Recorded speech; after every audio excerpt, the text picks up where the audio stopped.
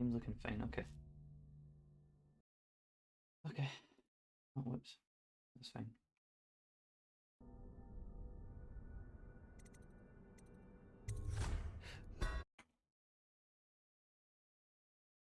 Dishonored.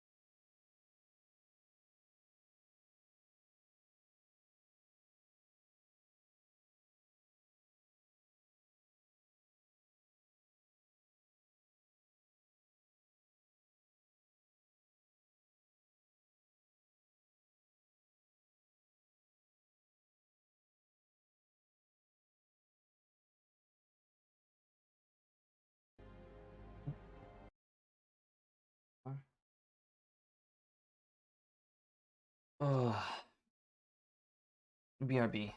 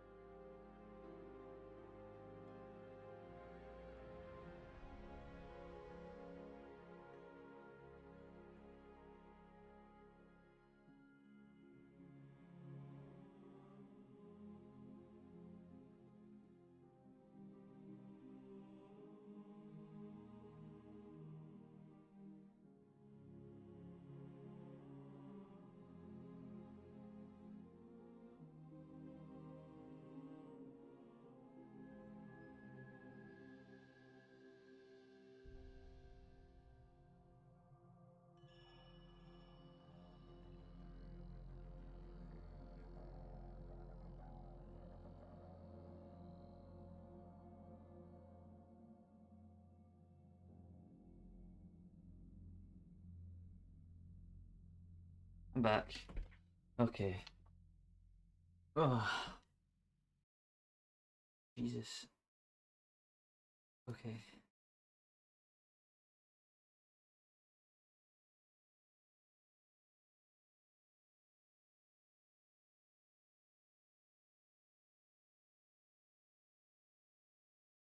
Oh.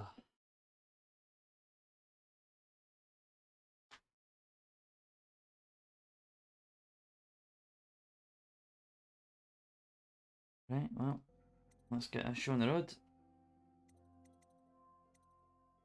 I'm gonna go normal.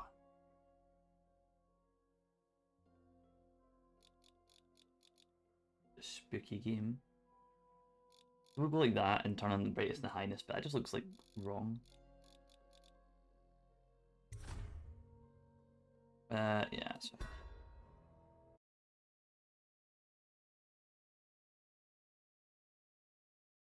You've just returned home. I returned from a journey of several months visiting other nations in the Empire, asking to ask for aid and help with dealing with the rat plague. You must deliver the diplomatic response to the Empress, whom you serve as the Lord Protector. Yeah, I know. Corvo, if only there was someone else I trusted to send, so that you could remain near. But there is no one else. And the Spy Master was right to insist that I send you. The plague has taken so many, and we must find a cure. When you are near, my heart is at peace. I think I'm going to remove the chat for this. There we are. Emily and I will count the days until you return. Hurry home and bring good news. I have got quite a bit of a hangover. So if you have any hangover cures, a good good time to send them. That's it. Watch it.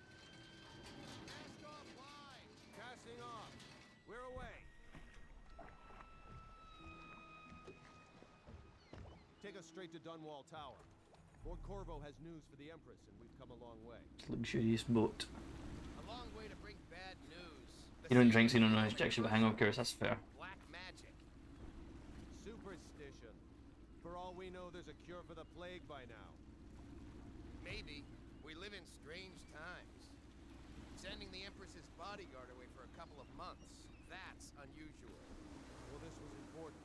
We need help with the rat plague. That's the prison right there, isn't it? Right next to the tower. Interestingly enough. The Dishonored series is one of my favorite series of games of all time.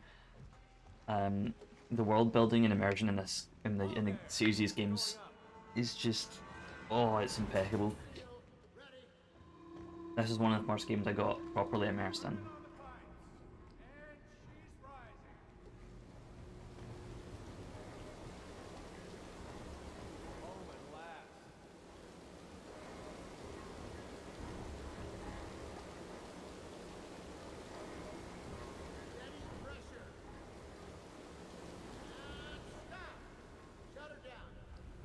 The Empress will be waiting for your news, Corvo.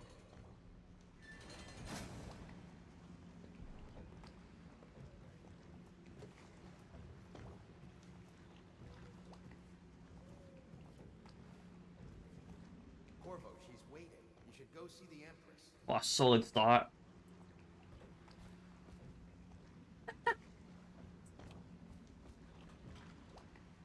Okay. You know what to do next time?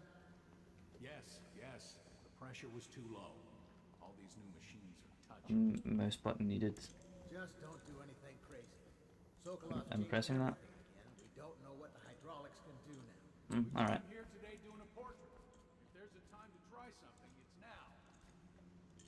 Oh, there we go. Finally managed to get off there. There we go.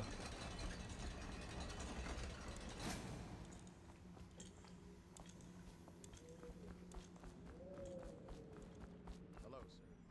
Corvo, you're back! Yes, Little Miss Murder herself. Tell me about your trip, please. Were there any whales? Wait! Let's play hide and seek first. I'll cover my eyes and you hide. You have time? Mother's busy talking to that nasty old spy master.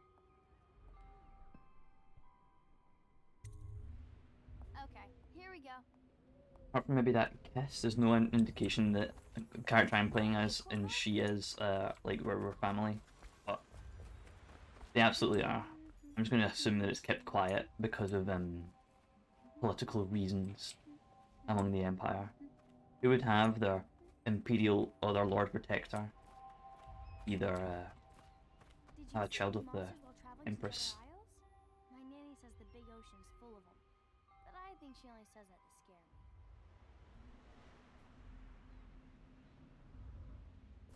There's a way you can skip, like, if you jump over her, Let's you see can, if like, you're still good skip at the whole this. interaction at I'll hide speedruns. my eyes and count, and at the end of the countdown, I'll try and find you.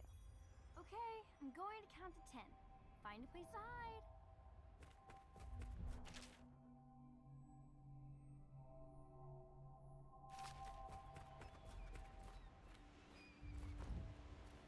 One, two, three, 4, 5, 6, 7, 8, 9, 10. Here I come.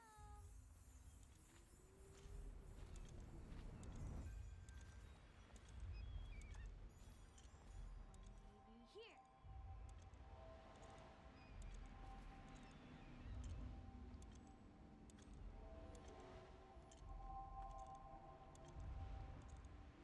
What about here? I'm so good at hiding. Okay, you win. We should go now, so Mother can see you too.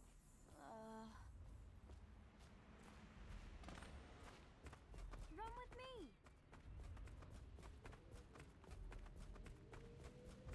Let's go! Come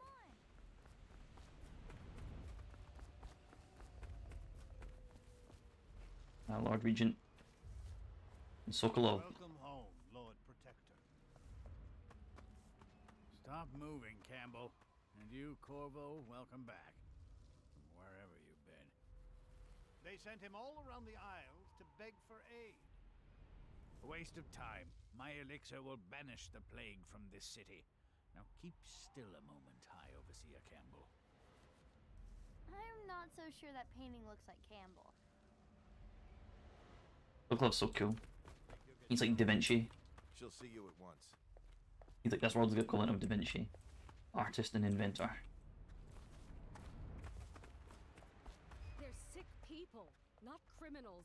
We've gone beyond that question, Your Majesty. They're my citizens, and we will save them from the plague if we can. All of them. very well. We will not speak of this again. Mother, Corvo is back. Thank you, Emily. Leave us, please. As you wish, Your Majesty.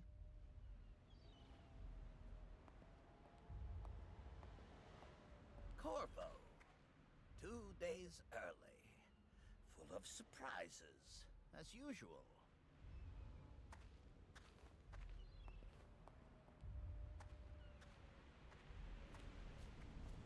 It's a fair wind that brings you Follow home to me. Captain. What news You have you should brought? leave them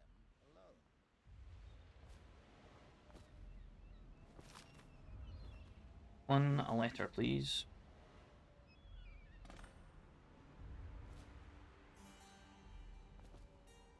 I hope Vicky's that one bow. of the other cities had dealt with this before, knew of some cure. This news is very bad.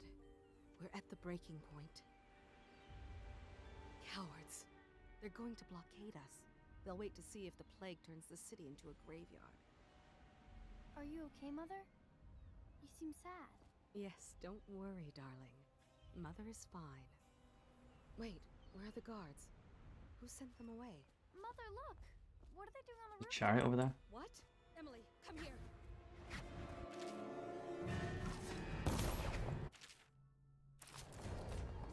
Emily, get behind me! Look out!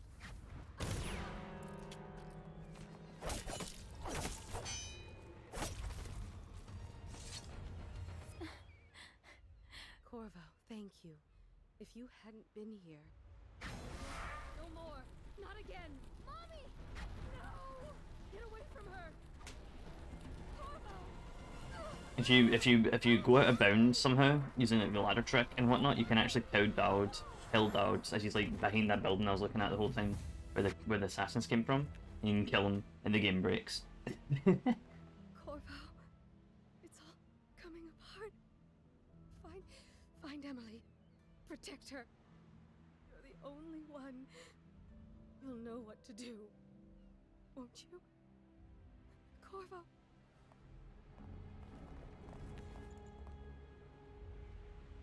Ward us all. Look at what he's done. Yes, he's killed the Empress. What did you do with young Lady Emily, traitor? Her own bodyguard. Ironic. I'll see you beheaded for this, Corvo. Peg him.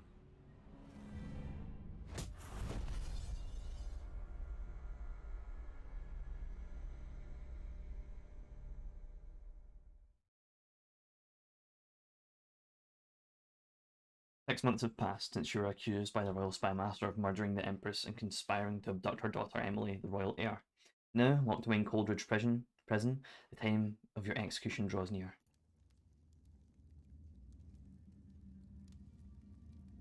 You died. Yeah, it's with the pommel, not the blade. We're fine, just about.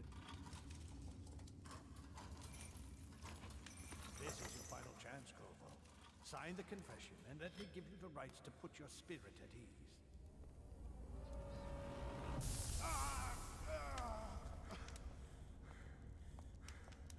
That's enough for now. Get out. Let's give the man some time to think.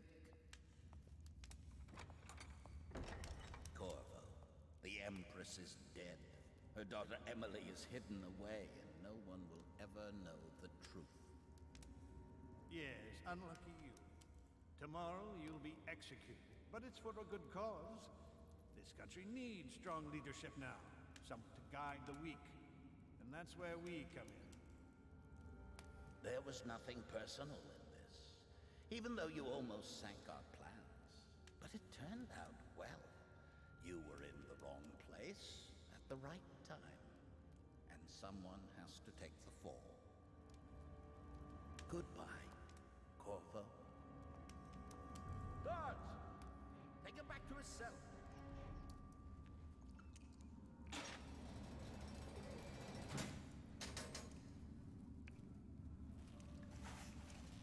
You should eat, Corvo. This meal comes from a friend.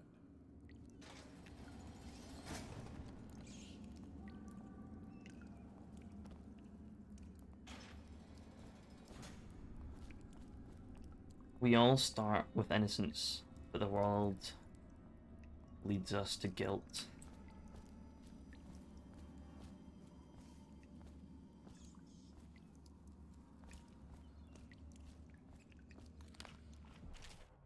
Corvo, who we are is irrelevant right now.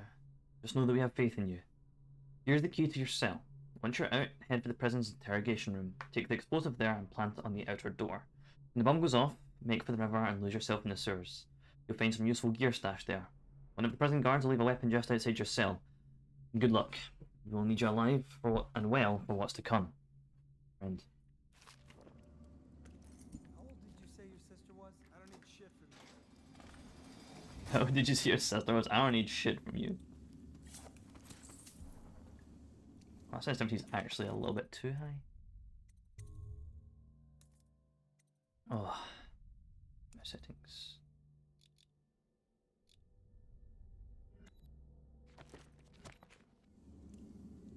Yeah, that's about right. How come so many people are coming to the execution tomorrow? It's on account of Corvo, the one who killed the Empress and abducted her daughter.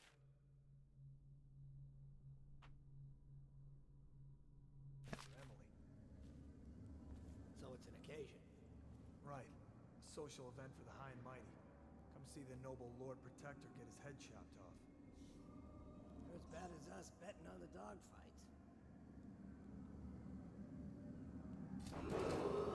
Attention. The solitary wing is off limits to maintenance crews, unless accompanied by an officer of the watch.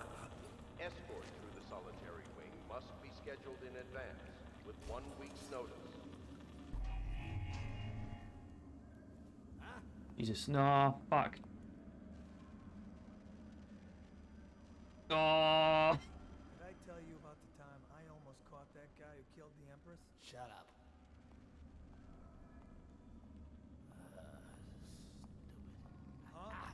Oh, for God's sake.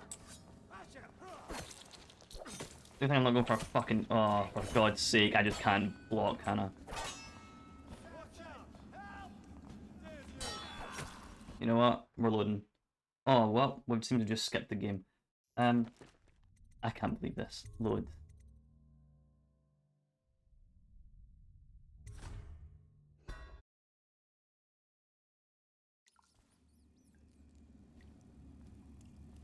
I quick load. There we go. Yeah, yeah. Okay, yeah. That was some bad timing. People are coming to the execution tomorrow. It's on account of Corvo, the one who killed the Empress. And Can I walk in here and just take this guy? We'll find out. So it's an occasion. We can? Alright, well. Social event for the high and mighty. Come see the noble Lord Protector get his head chopped off. He used to spit in my food. Bad as us betting on the dogfights. I made that a lot harder than it needed to be. The solitary wing is off limits to maintenance crews, unless accompanied by an officer of the watch. Escort through the solitary wing must be scheduled in advance, with 1 week's notice.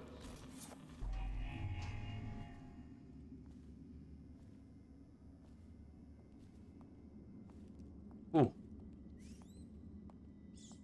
No, stupid goddamn Dublin.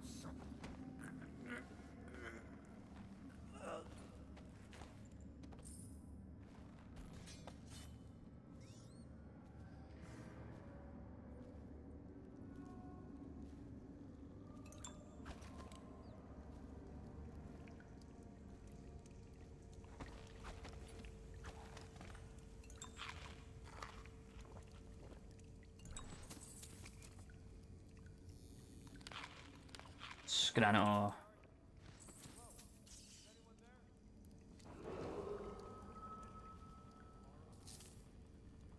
Restricted to the first event.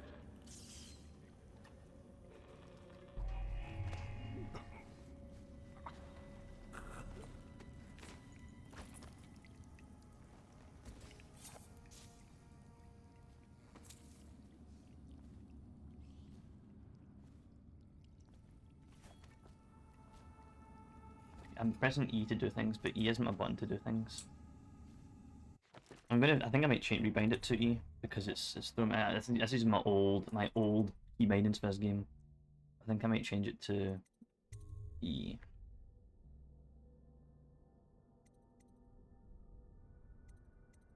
I think that's fine. I don't know what I'll put in place of that, but here we are.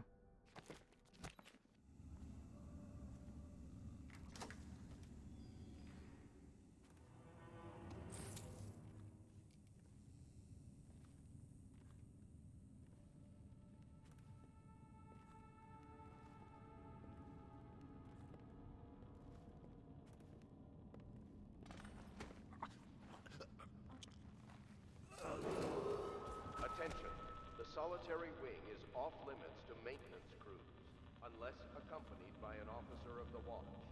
Escort through the solitary wing must be scheduled in advance, with 1 week's notice.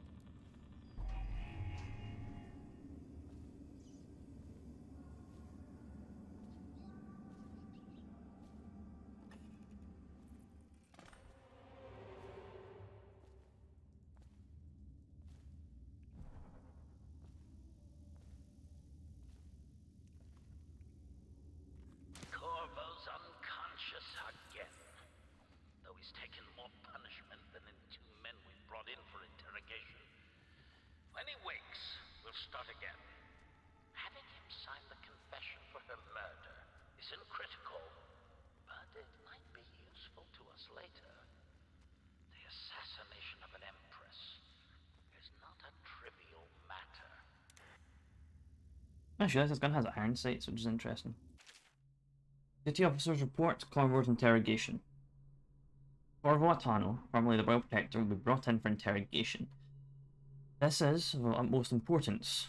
The Lord Regent and High Overseer Campbell will conduct the questioning themselves. Follow their orders without hesitation and keep the torturer under control. If Corvo dies in his hands, instead of getting public execution origin once, it'll be your head that rolls next.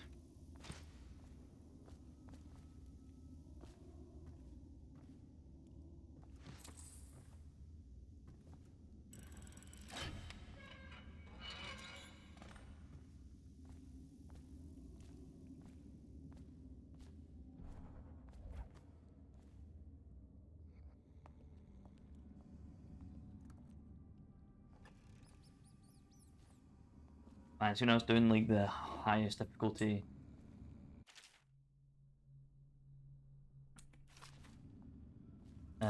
ghost, no kills. This bit was the worst. Did you patrol the yard?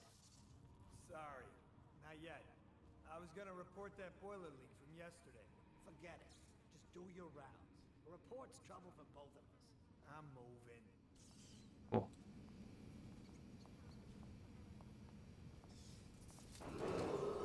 Attention. The solitary wing is off limits to maintenance crews, unless accompanied by an officer of the watch. Any chance you'll share your food with me tonight? Must be scheduled in advance, with 1 week's notice.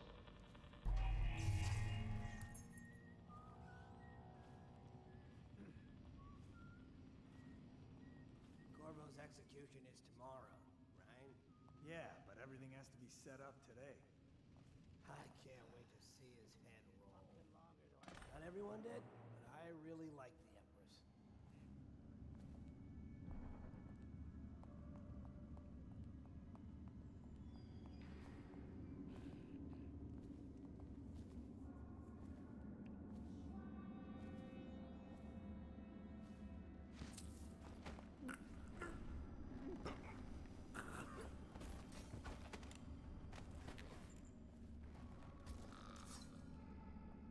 Oh. Attention. Tomorrow's execution will be restricted to the personnel assigned to the event and Well.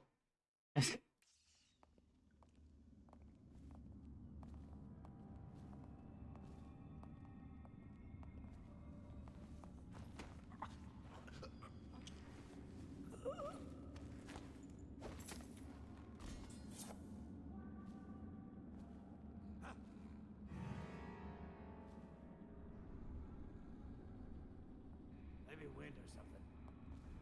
Ah yes, wind is the black shadow. attention. Tomorrow's execution will be restricted to the personnel assigned to the event and approved dignitaries only.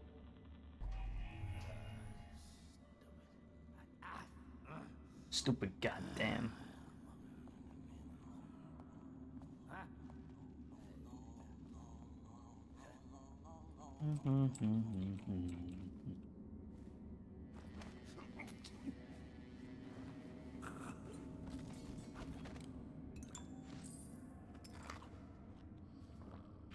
Oh, I just ate a whole fucking tin of fish. That was good.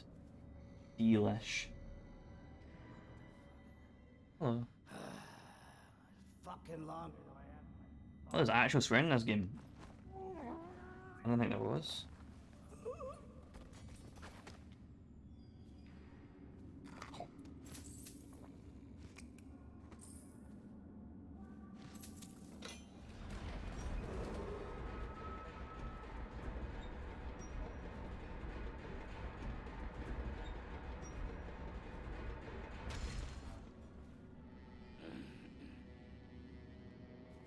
Oh.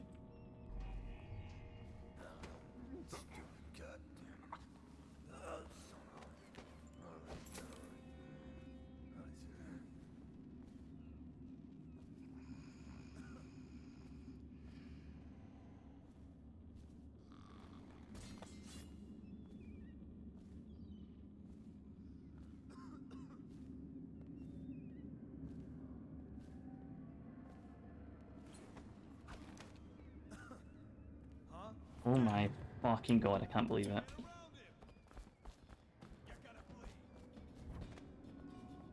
He just disappeared. Can't stay hidden forever. Gone.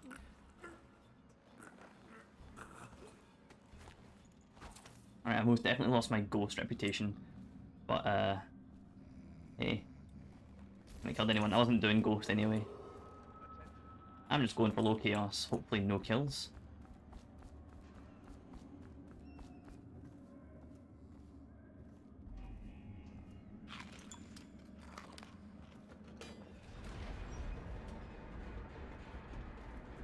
Because I don't know how to do this bit, Ghost.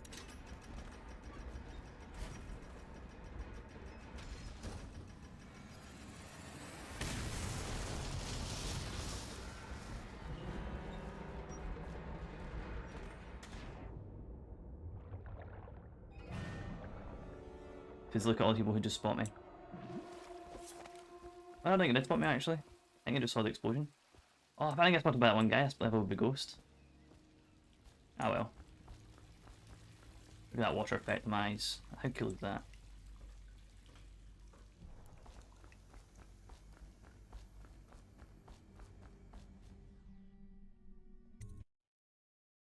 Oh.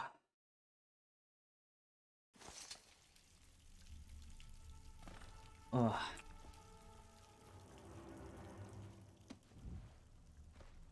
Use some kind of explosive to blast his way out. That doesn't happen by accident. You think we had help? Who'd know how to do that? Bottle Street gang, maybe. Watch for booby traps. Could be some down here by the look of it. Good. If we're lucky, one of them will get Corvo. You're afraid of him? He's Sir Conan. It's all merchants and whores down there. Kids like you never saw what he was like. I saw him fight 3 to 1 in the practice yard. In a whirlwind. I hope it's me that finds him. I hope it is too. Corvo, if you're reading this, that means our plan worked and you've broken free from Coldridge. One of our contacts has hidden weapons for you somewhere deep within the sewers. Grab the gear and find Samuel where these tunnels dump out into the river. He will bring you to us, a friend who will meet you soon.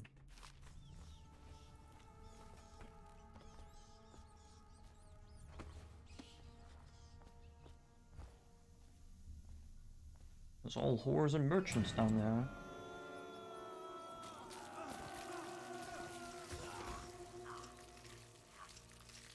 I'm gonna assume those don't count as me, but it's because there's no way you can save them, I don't think.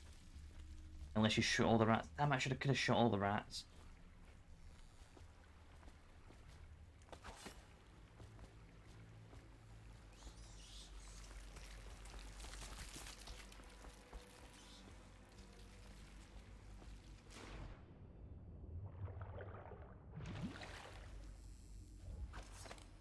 Is it F? There's a button to put away all your weapons, and I'm trying to figure out where it is. Controls.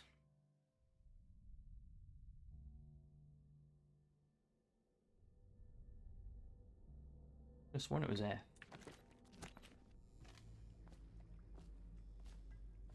You know what? Real quick, I'm gonna go with this. Put away weapons. Dishonored. Ah, okay. Got it.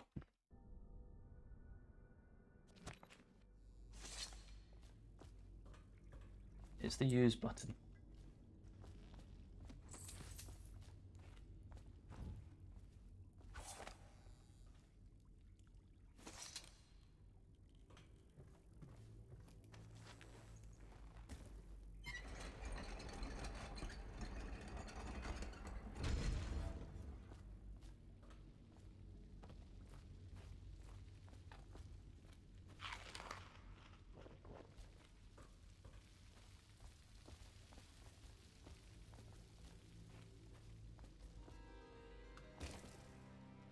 Aren't we supposed to load the bodies into carts headed to the flooded district? Yeah, screw that. That's too far. I don't want to catch the flak. You? No. Taking the elixir preventer? Maybe. Either way, let's just jump them down there. The rats.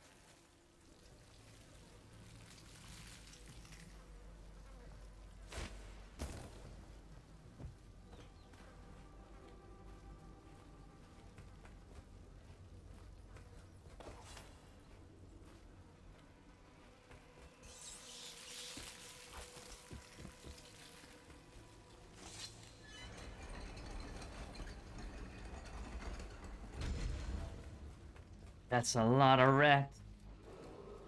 Attention, Dunwall citizens. The assassin Corvo, responsible for the murder of our fair empress and the disappearance of Lady Emily, heir to the throne. A rat skewer. Nom nom nom. Any evidence as That'll burn the plague right out. must be delivered to the City Watch at once.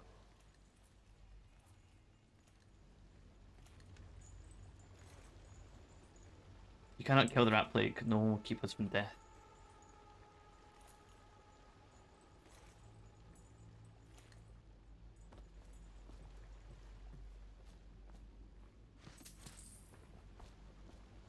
What's that? There's a trap there. Just go over the trap this way.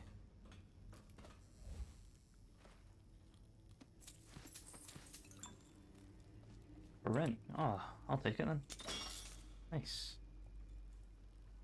There's a weird thing, I'm pretty sure, that like crossing these, even if that's disabled, will like remove your stealth. Like if you're running as ghosts so far, that will like stop your ghost run, I think. Oh. Oh ho ho. Hello.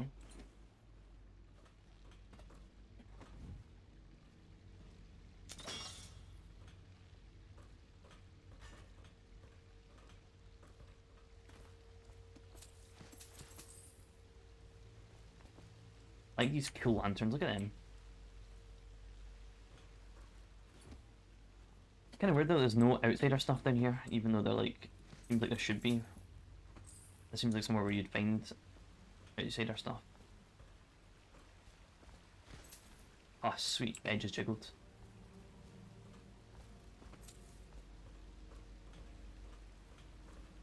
So the Lord Protector. Greetings, Corvo, or should I say Lord Protector, as you were known before that title was wrongfully taken from you. We are the servants of the Empire and of the true Empress, a group of loyalists who want very much to meet you. Take these weapons, crafted for you from the finest materials of the Isles, and meet with our man Samuel near where the tunnels spill into the water, into the Wrenhaven River. All haste and make luck. What? All haste and luck. We share a common purpose. Ah, nice suitcase. I want to see the coolest fucking sword on the planet.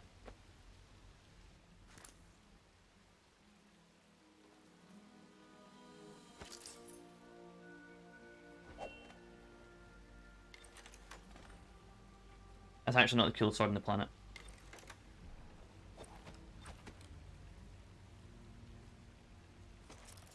Oh. Yeah. Oh. Yeah. Let's unbind all of that and just have that there. Ah. There we go.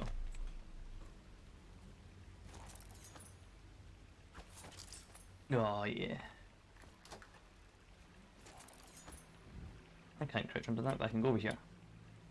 Oh, I can really do that. Get under it. Jelly. In case you're too daft to remember, look for your whiskey. Look to your whiskey for the answer. Whiskey, got it? Want to share? You'll sort it out. If not, I'll come back for it next month. Hey Chris, you just back from Tamara's stream? Saw she was streaming. But I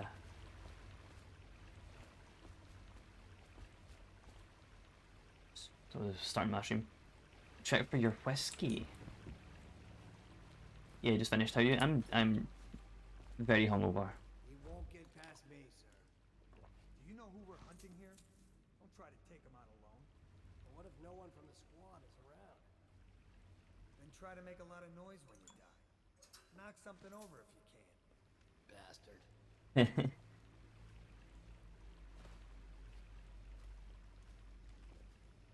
Look for your whiskey.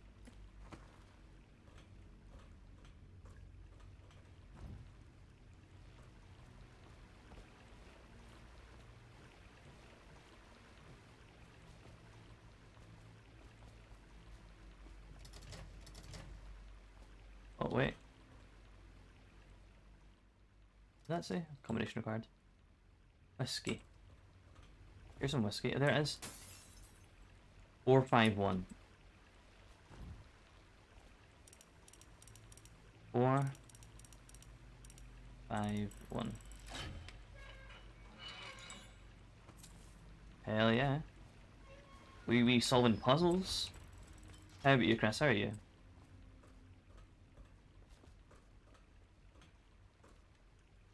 Smells like a dead weeper in here. That'd be the weak one. You can... Can you not drop knockout? I thought you could drop knockout. You know what? I'm gonna fucking hit a fat save. Yeah? I'm gonna try it. No. You cannot. Take it! Assassin! Help! Die! I'll find you. Got you now. Someone help me out. Fall down already. You know what? Not too bad. Crashed along not long after you went to bed. Woke up at like 4. Exactly the same. Exactly the same. I woke up at 4 as well. But then, because I was so hungover, I just kept, I got up for a little bit. And then went back to bed until like 7. Probably is. They come here to die sometimes.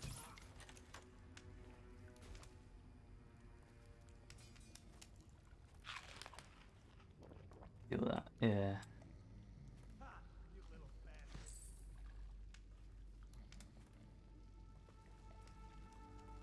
Just the way it is. I was almost like, I'm not streaming, but then I worked up the, worked it up to stream. Right amount of shots.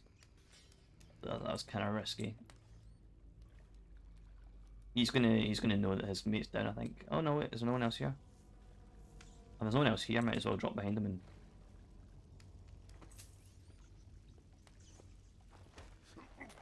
choke him out.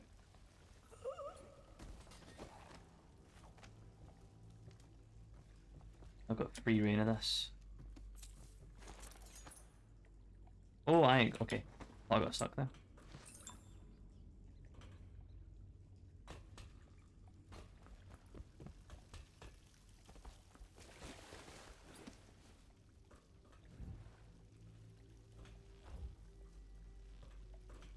Glad you're not doing too bad though.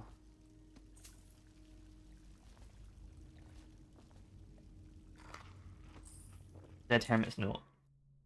It's here by the Wren Haven. I'll make my last home. It stinks to the void, but my grandmum's hagfish stew will drive the odor away. I remember sailing on this river to the great ocean, that vast blinding light and blue water. I was a tender 15, and our nets were always full to bursting. In the old days before everything went to shit. Anyway, it goes.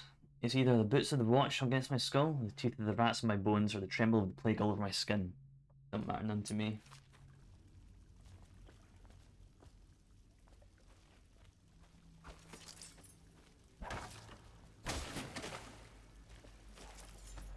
Oh.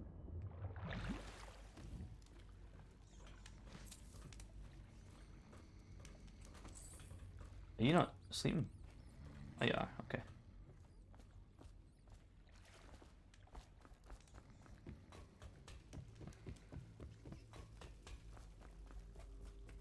They'll be fine. Rats? What rats? There's no rats here. In the sewers?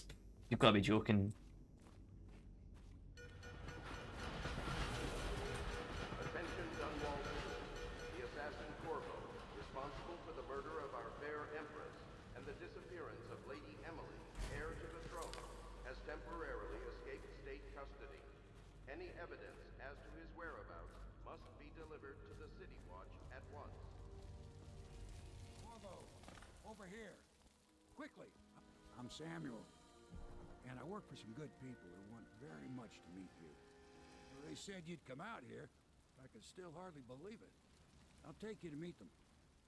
Just down the river from here. Alright, old man, let's go. Man, this world is so cool. Aw, didn't kill anyone. Hell yeah, we're doing good so far.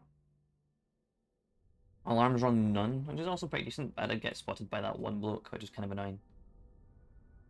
But oh well. Special actions, open Jelly's safe and discovered the Hermit's room. I wonder if there's any other special actions in the thing.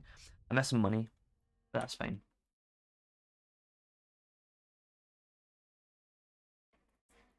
hidden in an old bar in the river, your new allies have plans to share with you. Meet with the loyalists in their loyalists inner circle to learn what they've got in mind.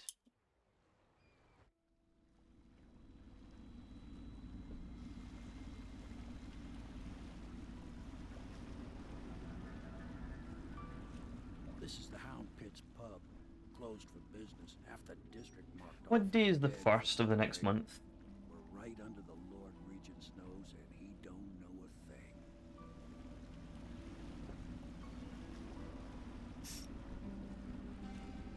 Of course, if anyone finds out what we're up to, the Watch will break in with swords drawn. And now that you've escaped, the Lord Regent's going to be tearing the city apart. Thursday. Great, cool. Take you up to meet Admiral Havelock and the rest of the Loyalists. The Cool. Admiral's a man to be reckoned with. If anyone can help you find that missing girl, Lady Emily, and clear your name, he can. He can.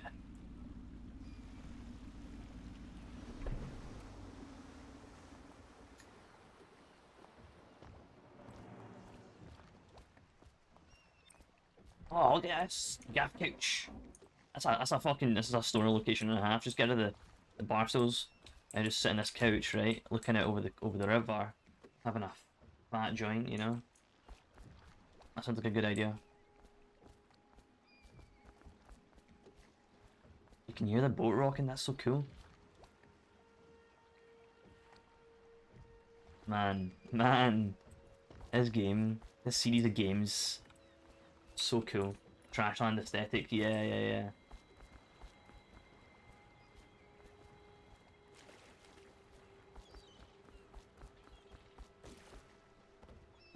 You skip stones and stuff like that as well. Look, there's a pile of stones.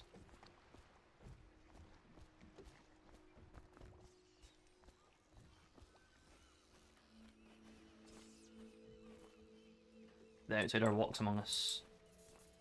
He doesn't. I expect they're hard at work in there. Best join them. They'll help you get whoever really killed the Empress. It was a bloke with a red jacket on. So it's starting at last, Admiral. We've found our man. We can continue this later, Lord Pendleton. The man of the hour is here. Corvo, I'm Admiral Havelock, a true servant of the Empire, like you. Until the Lord Regent purged those of us who wouldn't recognize his claim on the throne. And I'm Lord Trevor Pendleton. I represent the nobility in our little group. But we all act as equals here at the Hound Pits pub. This is a momentous occasion, Corvo. I'm going to come out with it. We've been building a coalition of loyalists, aimed at ending the Lord Regent's tyranny and restoring the throne. At risk of execution, we're committed to finding young Lady Emily and seeing her crowned as Empress. We've got big plans, but we can't do any of it without you.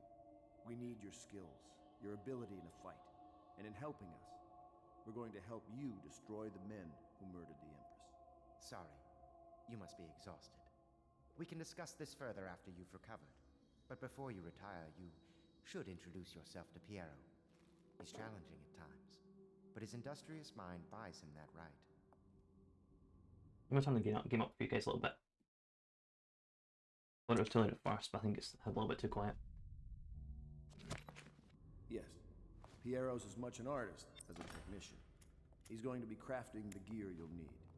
Go talk to him, and then get some sleep. We can talk more when you've rested.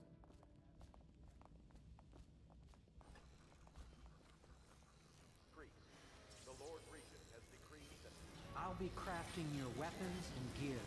All custom work. For you, I will create the tools of a master assassin.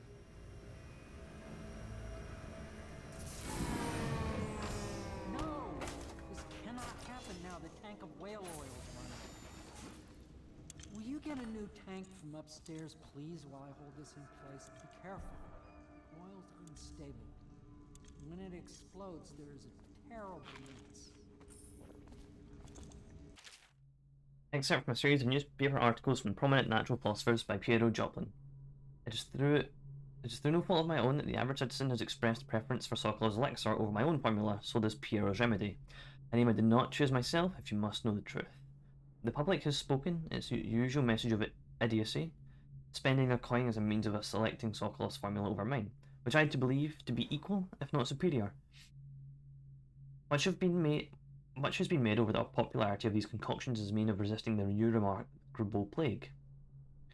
I say remarkable because this strain works with an efficiency we have not seen in the history of the Empire. This plague, now making its way to the city of Dunwall, is unrivaled in its effectiveness. I have studied it with the blood of those so afflicted, and it's nearly perfect, elegant in fact. And while it's true that Piero's remedy and Sokolov's elixir are known to protect the body against the plague equally, my own has properties, not fully understood, which relate to the mind and the spirit. And it is in this way that my formula wins. Here is where the one should pay attention to this contest. We see Sokolov's elixir, with its emphasis on brute animal body, is a crass goo better suited for livestock. A subtle and secret variance in the key ingredient in making up Pierre's remedy ensure that it works on the higher functions that separate humankind from the rest of the mindless blue-jawed hagfish swimming in the Wrenhaven River. Piero, no, I will not sign off on these purchases. A bag of powdered crystal, Tivian ore. What's wrong with the metal and crystal? King sparrow feathers? You need feathers, sacrifice your own pillow. Maybe at the academy everything you needed was paid off by tariff and handed out willy-nilly. This is my bar, or what's left of it, and we're operating on a budget. We're running low on oil, food, elixir, building materials, and everything else, so you've got to slow down. Now, while I'm footing the bill, I will not approve your purchases unless they're absolutely required. No more copper wire, no more special herbs. If you need those things, go out and scavenge them. Half cities in ruins, and no one is going to miss any of the odd crap you seem to need. Admiral Havelock. Want to see something cool? Look at this. It's a circle on a door, right?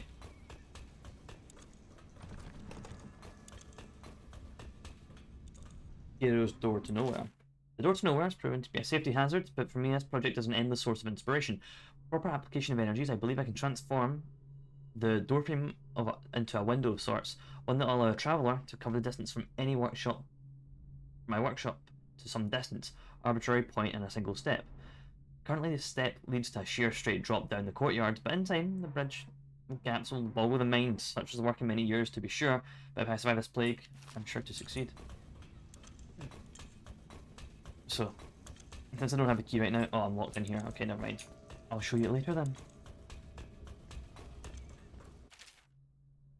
An excerpt from the notes of the natural philosopher aboarding a whale ship. Remarkably, each specimen I had the pleasure of studying during the voyage possessed me some minor variants in physiology.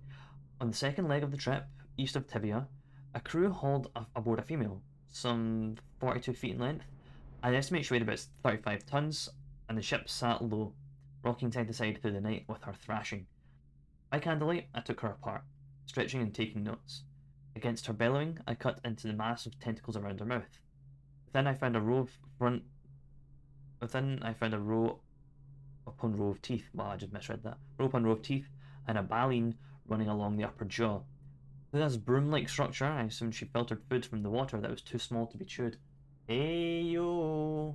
Atomic ovaries. How about we do one of these?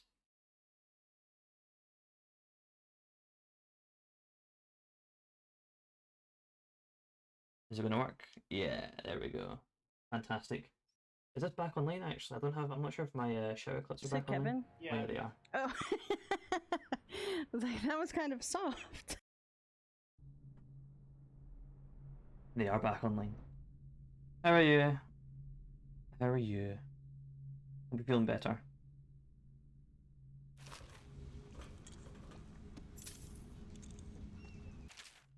Except from the founder of the Greaves Whale's House by Ebenezer Greaves.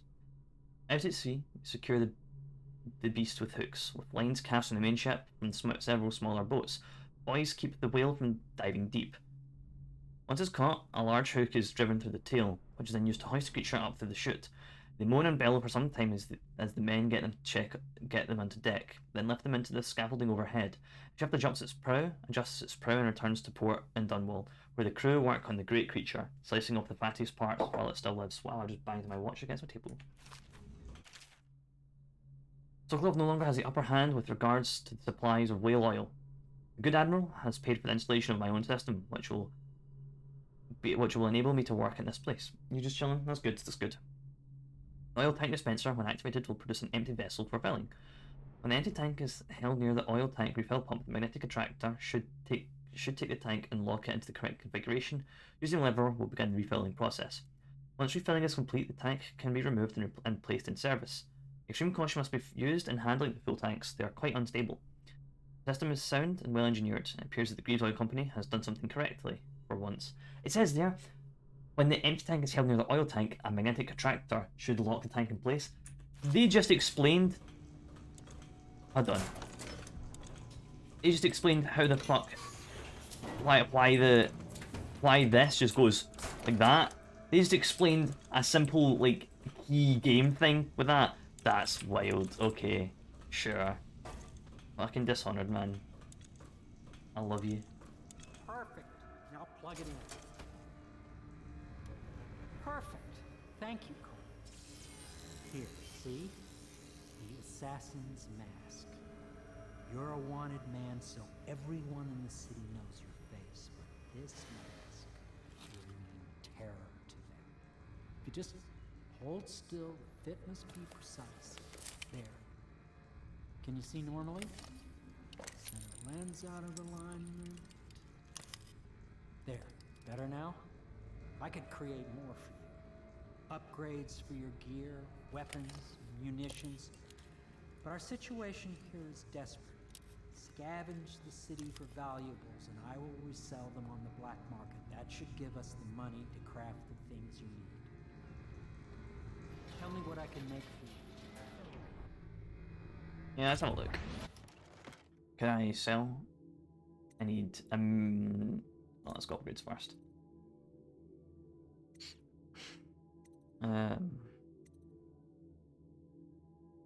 Combat sleep dart. That sounds just about right. Though I am broke.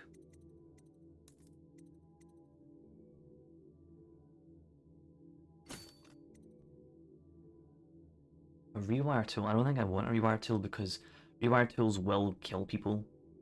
What can you rewire? You can rewire sentry turrets and you can rewire walls of light. But those kill, so I don't really want them. Just want more sleep bolts, really. You must be exhausted. I advise that you get some sleep. Your life will get even more difficult soon.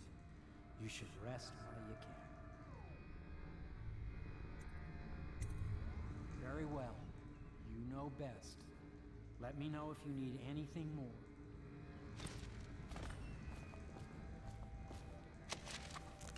Oh, that was just a bunch of money. Fair enough.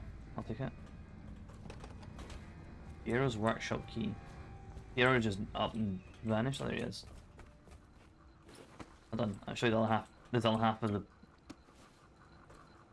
door to nowhere. It's a Portal reference. Haha. Oh, that was a funny noise.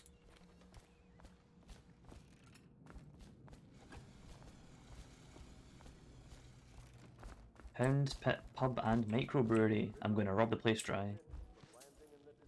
Oh, an apricot tart. Ooh, that... Apricot tart, that sounds really nice about now, actually. I could go with an apricot tart. Is the man dangerous? Yes, very much so, but no need to fear. He is here to work with our masters. People say he killed the Empress. Of course he didn't. People are foolish and believe whatever they're told. Okay. If the Admiral trusts him, then so will I.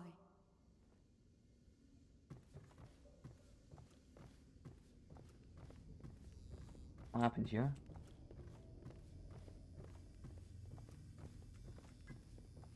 Got a spare bed and everything. Ah, spare bed. Man, this place is minted.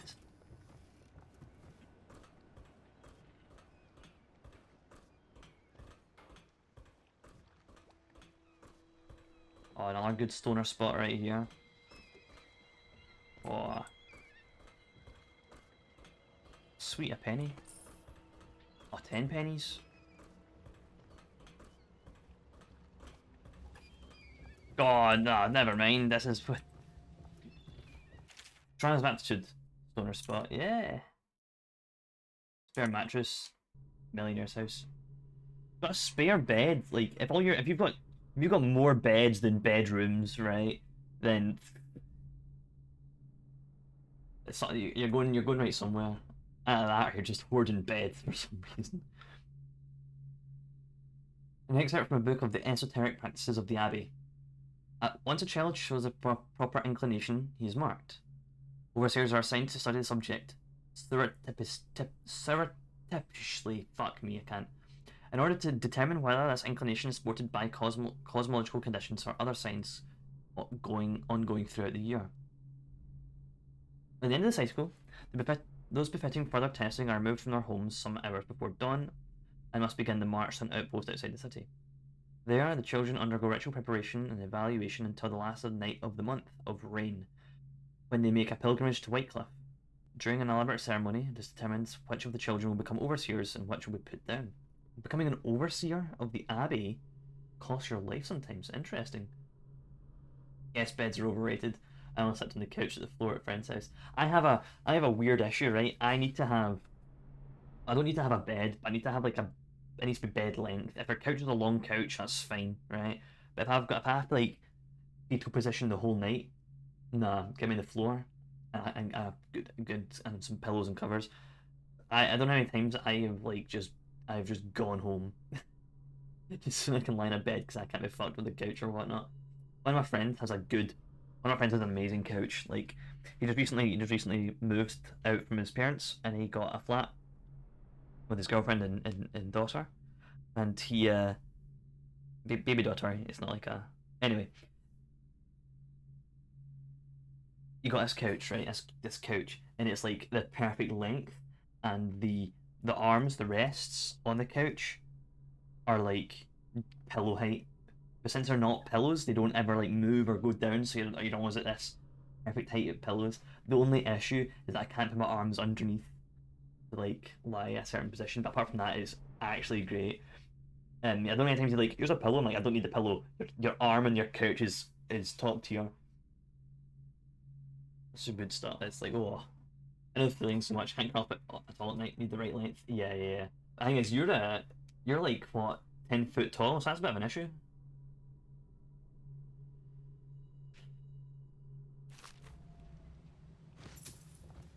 Same, yeah. But you're also 10 foot tall now.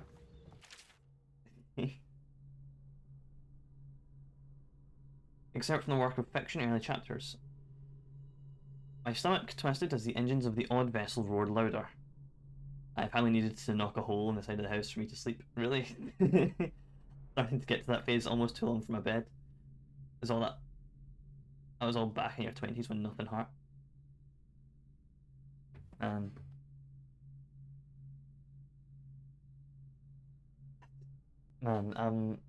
Sometimes I go to bed, right, and my feet are off the bottom of my bed, and then some other times I've got like miles before my feet go off the bed. I don't know why that is, but sometimes that's just how it is. Like I've got like a good half a foot.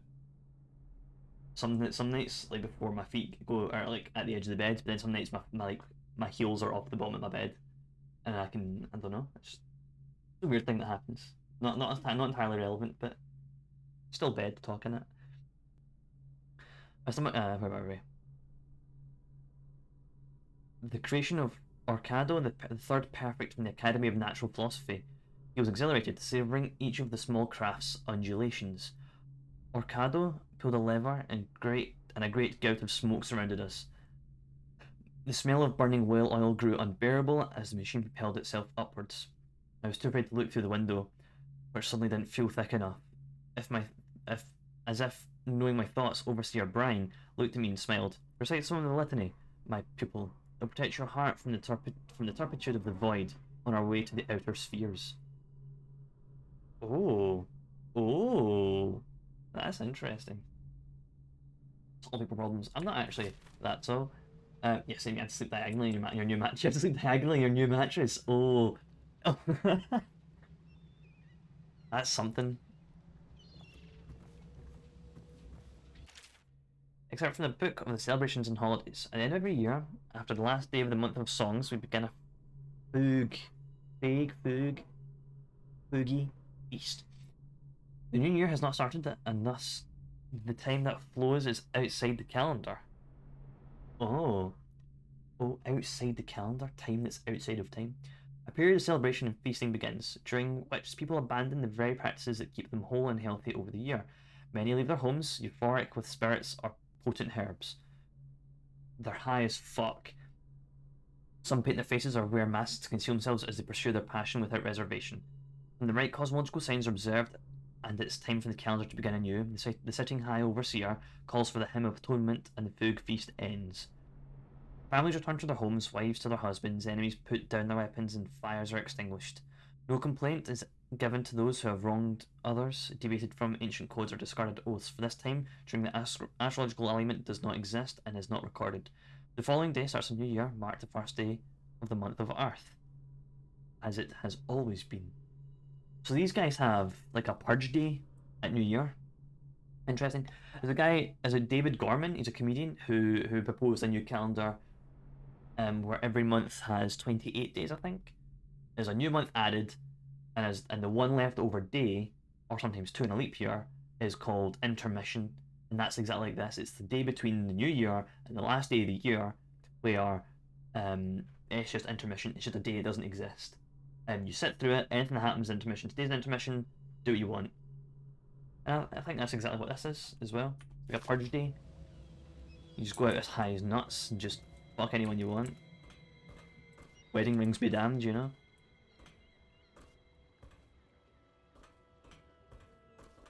Is it back? Okay. Ah, my legs, my leg.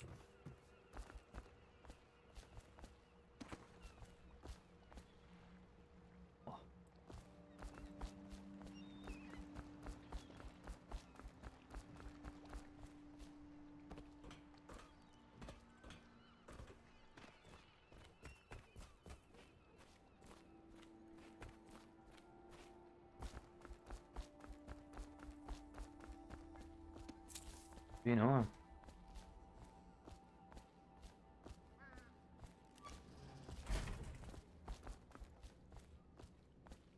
So are you gonna get like a custom mattress for yourself at some point, Chris, so you can sleep at night?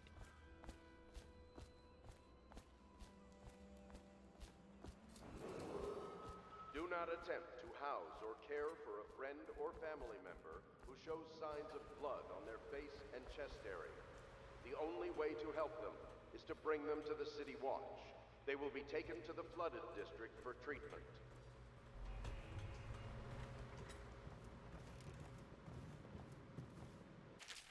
Shadow on Bitterleaf, excerpt from a longer work of fiction.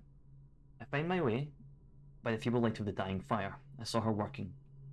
A large needle moved in her hand, following precise esoteric patterns, knots and loops of seamstress craft from ancient days. Beneath her needle, a body clenched and shuddering, his body clenched, shuddering, shaking the wooden table. A morbid fascination pushed me closer, until she turned her blank face towards me, resting the needle in his flesh. With a refined tone, she addressed me. So, you are the lover, I presume. You too have been unfaithful, and now it's your turn to be mended. Kind of Bioshocky that, almost. Like that one doctor. Ah!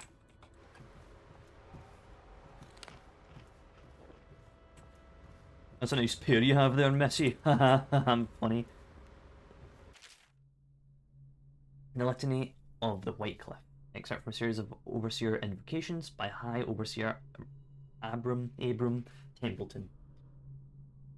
And I say to you, brothers, it is here that we make our stand as a righteous force against the growing darkness. The growing darkness is what I was about to say there. It is here that we unite against the spirits of the unknown that would drag us screaming into the night, never to return to our homes, to our families. Together we will serve as a rod to those who would stray from the herd, for the foggy grey wastes of the outsider.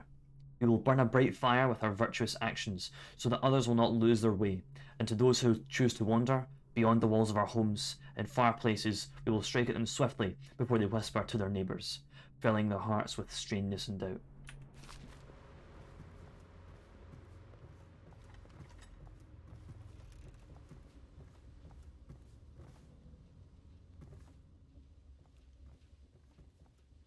A Gaffer's Tale? A Gaffer's Tale. Excerpt from the Travel Journal of a Young Whaler. A Gaffer's Tale Volume 1, or A Gaffer's Early Adventures. My sister Nina and I left Tibia together, saying goodbye to our aunt, the woman who raised us since childhood, leaving behind our home city of Yarrow, and the cold, beautiful white landscapes we've always known. We boarded the ship for Dunwall. Our parents had left us with a sizable inheritance. We spent half of this getting to the capital city and establishing a small import shop dedicated to Tivian furs. Once I'd helped Nina establish a business, I was free to pursue my dream. Signing on with a whaling ship was the most exciting thing I've ever done. And it was as a means to an end. Someday I would captain my own crew and eventually own a fleet of similar vessels. With tears in her eye, Nina kissed me farewell, and I did not see her again for many months. As an apprentice to the gaffer, I got to see the tracking and killing of the great beasts up close. Nothing has ever fired my spirit so, as the wind and pounding waves, racing after the wounded whale, being pulled by a skein of cables embedded in its thick flesh. I changed more in those first 7 months than I had in the previous 7 years. Whaling was beginning to put his mark on me, so that Nina barely recognized me when I returned. Tanned and sinewy, with muscle, weather creases already wrinkling the corners of my eyes, but she could see that I was filled with joy, having found my purpose. Volume 2. Or A Gaffer's Final Passage. A young whaler in his final years. After more than a quarter of a century, I'm done with whaling. Too broken to continue. I've seen all the corners of the Isles, and I've made more coin than most men see in a lifetime. But it is all gone. I've lived through an emperor, and watched his daughter take the throne. A fair young empress she was, but slain so young. Everything beautiful comes to die. I've eaten in every port of the known world, and sailed the loneliest waters you could imagine. I've seen the cliffs around Pandacia. Even the best of it doesn't give me an ounce of joy. The years come back across my dreams as a line of butchered bodies, long, sleek and singing among the waves under the moonlight, only to be speared by ugly, weather-scarred men who'd knife each other for a pair of good boots. Each year, I had less time to come home. My tongue forgot the language of the small chatter, and those who lived in cities thought me odd. My sister Nina hardly knew what to say to me during our visits. When she lost her business to Lord Regent's crooked barrister, I was 100 miles east of Morley, gaff hand frozen from the sleet as we tracked the first bull whale we've seen in months. I helped her as much as I could, but Nina died in the early days of the plague. None of it mattered. If I'm jaded and bitter, it's because this industry has taken away my dreams. The world has beaten me. Admiralty and the Fleet. Excerpt from a book from a naval history. While each of the isles has some form of naval fleet, none of which is more envied than that of Bristol, with its long, proud history of great ships and the admirals who command them. Boys come of the age in the cities of Bristol, hoping to someday captain such a ship, and family dynasties are made by those captains who track down infamous pirates or crush seditious uprisings, as during the Morley insurrection. In times of war and peace, Bristol continues to innovate at sea. The ship designs of Anton Sokolov himself now represent the highest standard in the whaling trade, allowing crews to haul their kill over the deck and begin their butchery and processing, even as the ship returns to Dunwall. The crews can be seen working on their latest whale as the ship moves up and slowly up the Wrenhaven River, coming to dock with one of the most powerful warehouse companies such as the Greaves Whaling House, suspending in the rigging overhead and backlit by the setting sun. Silhouette of one of these creatures makes a moving sight as it cruises to its final resting place in the industrial heart of the capital city. Havelock Log Entry 1. It has been days since our men were dispatched to stash weapons for Corvo in the old sewer. They have not returned. I can only hope that they succeed in getting the packages delivered. Piero spent considerable time and resources making those things. If I could find a way to mass produce them, the Dunwall Navy would secure its place as a dominant force in the globe. Back to Corvo. Can he actually break out of Coldridge, and if so, will he make his way here? I personally give him 1 in 5 odds. Man has 0 faith. And Corvo Atano, the Lord Protector. Ooh.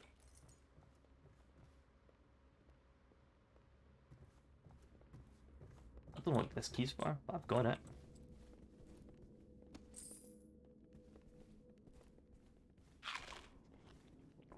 My furnishings have been installed at last with no small amount of complaining by that antiquated boatman. The others have no idea what it's like to suffer as I have. Speaking of which... Wallace! Please breathe 2 bottles of Dunwall Red, never mind which, and fetch a clean glass. Well, I'll begin again tomorrow.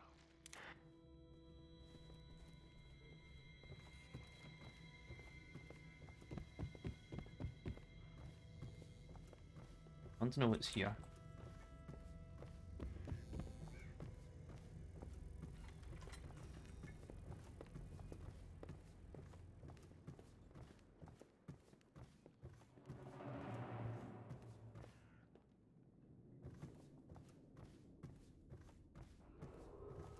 Attention Dunwall citizens. Be advised, the river crust infestation has spread downriver, as far as the river mouth and flooded district. Do not attempt to approach or destroy a river crust. Any items recovered from doing so are considered state property.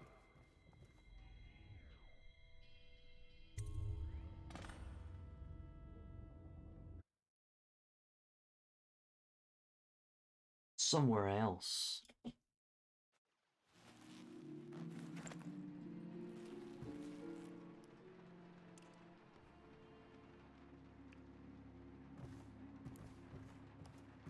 Oh, can board it up. Raining outside. Oh, I wonder if you can see over this. Oh, you can. Oh. That's, yeah, something's not right.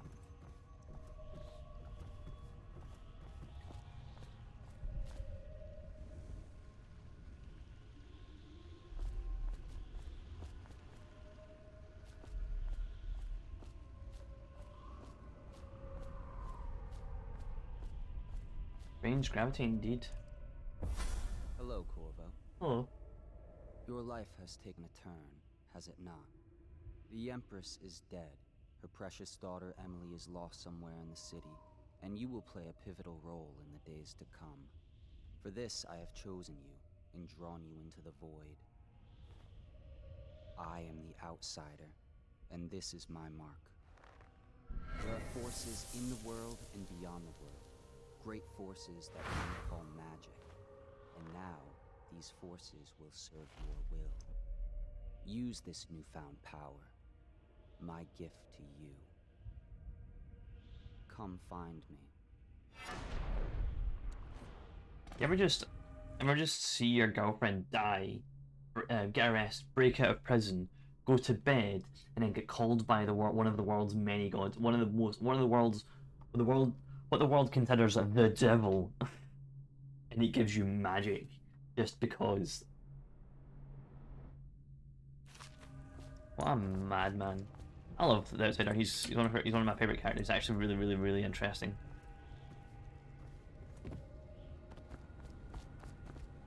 Like, I don't think gods. Usually I don't think gods that interesting in worlds, but I really think that Outsider's a cool guy. And you'll it's Normal Friday for you. Wow, man.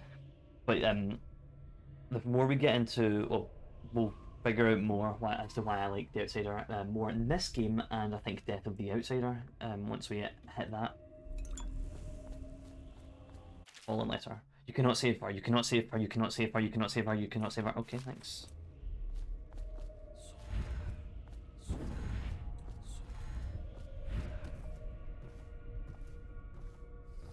The Pendle twins.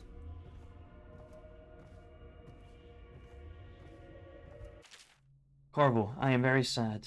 They say that you're dead like mother, but I'm going to put this note in a bottle and throw it to the river because I do not believe them. Living here is very strange. I do not like it. Please come for me if you can.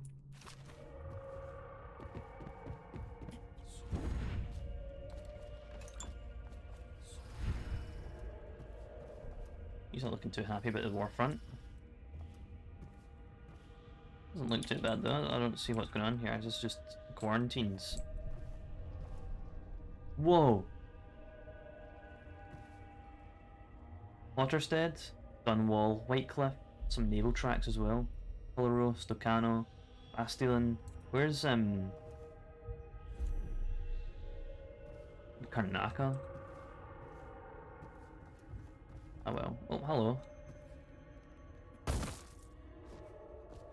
Rest in peace, these guys. That's a whole ass bullet. Oh, no, it's a crossbow bolt. No, it's not a crossbow bolt. They're using bows and arrows. All boys. We kind of seen like a flash forward of the game, which is kind of interesting.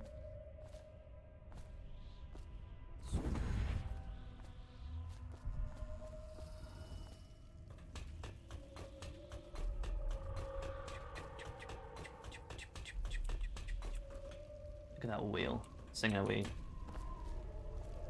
It almost wails in the void. It's very interesting, and I think it's Death Stranding talks about whales. Powerful bullet. Yeah, it's an explosive, one of them exploding bullets. You know, the ones that make sure that you're dead when you're dead, just doubly sure. Yeah, and Death Stranding has a bunch of like whales in it as well for no reason, but there's reason that's because it fuels things. Hello, fish. What are you doing?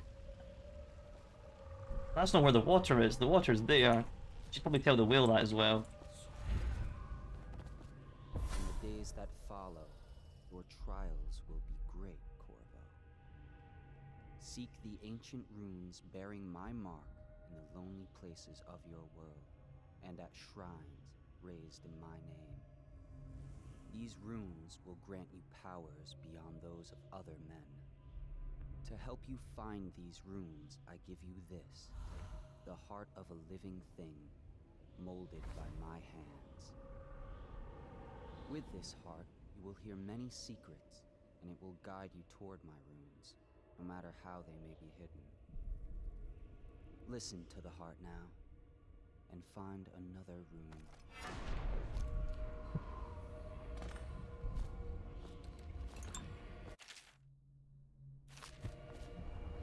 This place is the end of all things, and the beginning.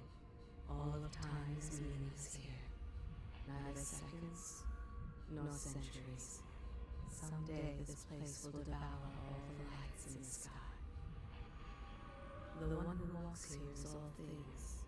Cradle songs of comfort and bones gnawed by teeth. This is the place from which those who dabble in black arts draw their power. And this place is their doom. I can feel a great age ending. This place is the end of all things, and the beginning. There's something there.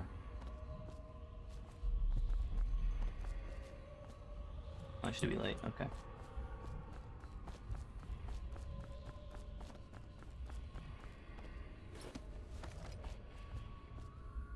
Ha ha.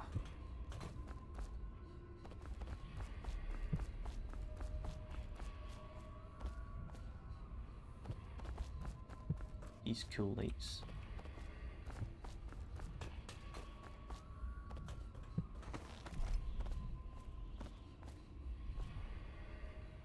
Oh, okay. Fish doing a head and headstand.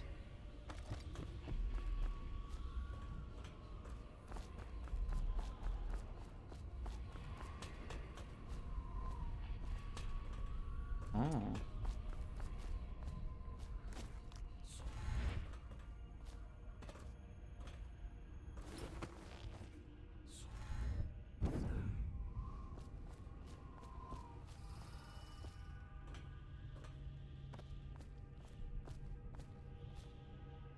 Huh.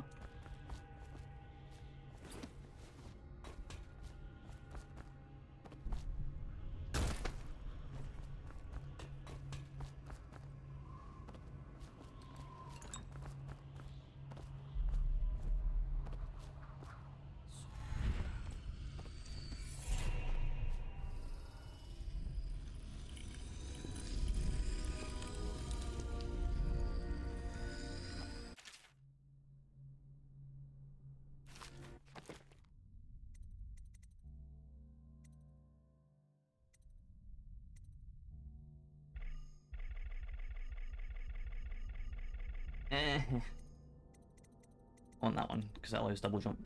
Vitality, health is increased, health generation is improved. Not really. That one may be useful. So I'll take that one. I will take Dark Vision.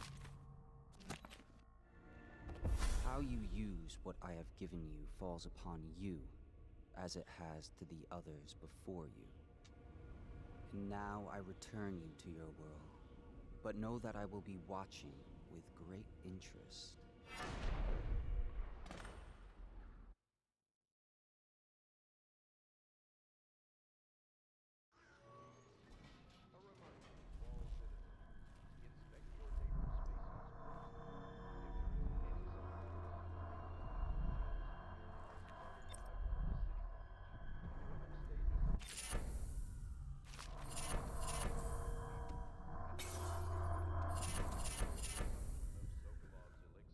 Rumors and sightings died.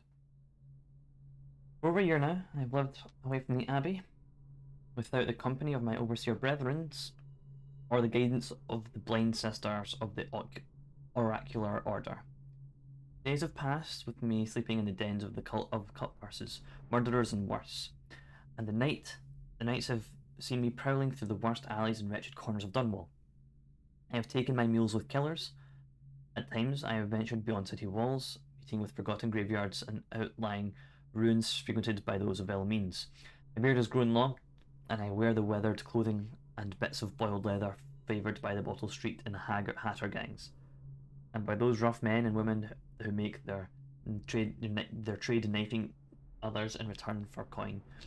My hands have run red with blood, it's true, but I have selected my targets with care, choosing among these criminals and heretics who are not fit to live, executing them justly, and using their deaths as a means of building up my reputation. So far, this trick has allowed me to make a name for among my murderous colleagues without taking the lives of the innocent.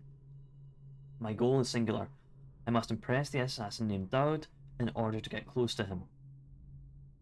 All the practitioners of black magic we have tracked, none concern the Abbey as much as Dowd. It is said that his mother was a witch from one of the archipelagos off the Pandician coast, taken captive by pirates venturing far off from the Isles. According to the legend, by the time the ship returned, the captain was dead and the witch controlled the crew, with Dowd still a shadow in her belly.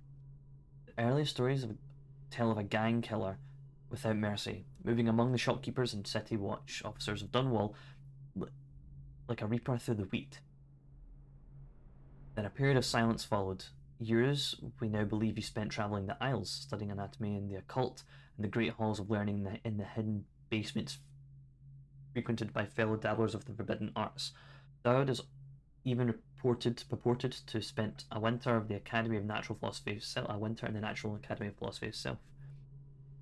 And for a time, before a schism developed, he counted the Brigmore witches among his allies. All the while, he honed his craft, and it is during this time that we believe he began to consort with the outsider.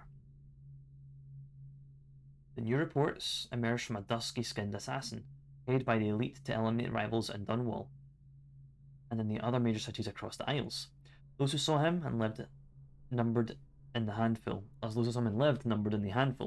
but all of them reported something strange. He appeared and vanished like smoke. From a nearby rooftop, he gestured to a noble woman stumbled from her balcony. Falling to her doom on the cobblestones below. Most recently, as this new threat of plague has risen in Dunwall, Dowd has been seen leading a gang of men in dark leather, dressed as factory whalers in their vapour masks. They seem loyal beyond comprehension for one so unworthy, leading me to wonder if some of his magic is dedicated to lulling their minds and enslaving them. Only a month ago, a young girl claims to have come up upon a strange scene. Carrying a bottle of milk home to her crippled brother, she was taking a shortcut through the tailor's district in a narrow street. She passed beneath a window and heard an unusual sound from within. Pushing aside the ratty curtain, the girl saw into an abandoned apartment, used by miscreants for gambling and trading haberweed.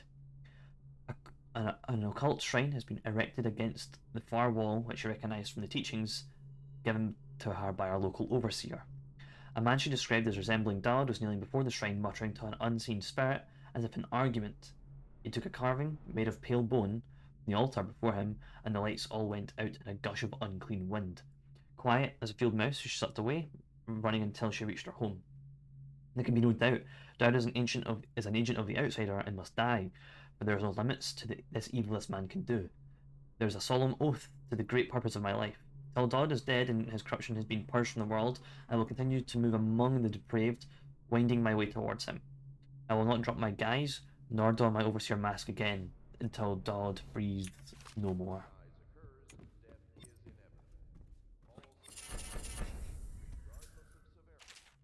Except for a sales letter member by the Bottle Street Gang. You want the chinwag on Slackjaw? What he was like before he was young, before he got his name? Ah, he's got a cool head now, but it weren't always like that. In the days before he was the boss of the Bottle Street Gang, time was. Young Slackjaw wasn't a reasonable man. Like most of us, he grew up on the streets, running with a pack of ragamuffins and avoiding the law pitching whatever he needed. Dark-haired, dark-eyed, smoking a pipe by the age of 10, from the born into the brothels or coming up from the orphanages. It was either the gangs or the working with the mudlarks that no one wants that. Some of them got pressed into the Navy or put down in the mines run by the Pendletons or the Boyle families. As hard as it was in the streets, as hungry as we all got, at least it was free. By the time we weren't Littleland anymore, Slackjaw was one to watch, usually calling the shots when he took down a farmer's cart or sidewalk street vendor. He'd come up with a plan and give everyone some sort of part to play in the plan and decide on the split. Most of us went along because we learned fast that we made it out better like that. More food, more coin, plus none of us wanted to deal with Slackjaw when he was in a rage. He worked on a couple of big jobs with the Black Sally across town, and that was enough to get attention of other bosses. He wasn't a street kid anymore, and now he was an up-and-comer, which meant trouble. Another guy who fancied himself as such was Mike the Fish, who was working his way up the running protection racket among the factorymen. One fine evening, we were all taking in a body show in the theatre house. Mike the Fish and his lot are there in the cheap seats too, just down the aisle from us. Mike gets a wild idea. He wasn't big on planning and throws a heavy ceramic spittoon at Slackjaw. Hits him square in the face and breaks his jaw. We look to see if there's going to be a blood brawl, but Slackjaw just points at the door and we all leave, with Mike laughing at our backs. Waking up the next day, without telling us why, Slackjaw motions for us all to follow. He still can't say a word, so we'll come along. We stop at the docks and Slackjaw actually pays coin for it, a heavy chain covered in hooks.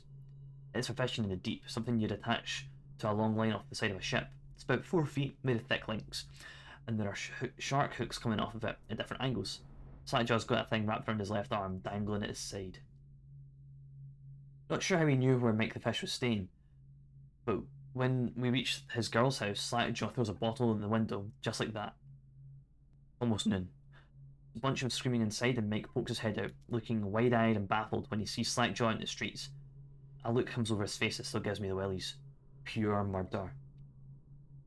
Mike comes out the side door, bellowing like a blood ox, holding a cleaver, heading straight for Slackjaw. When they come together in the street, Slackjaw spins the shark hook, and Slackjaw spins and the shark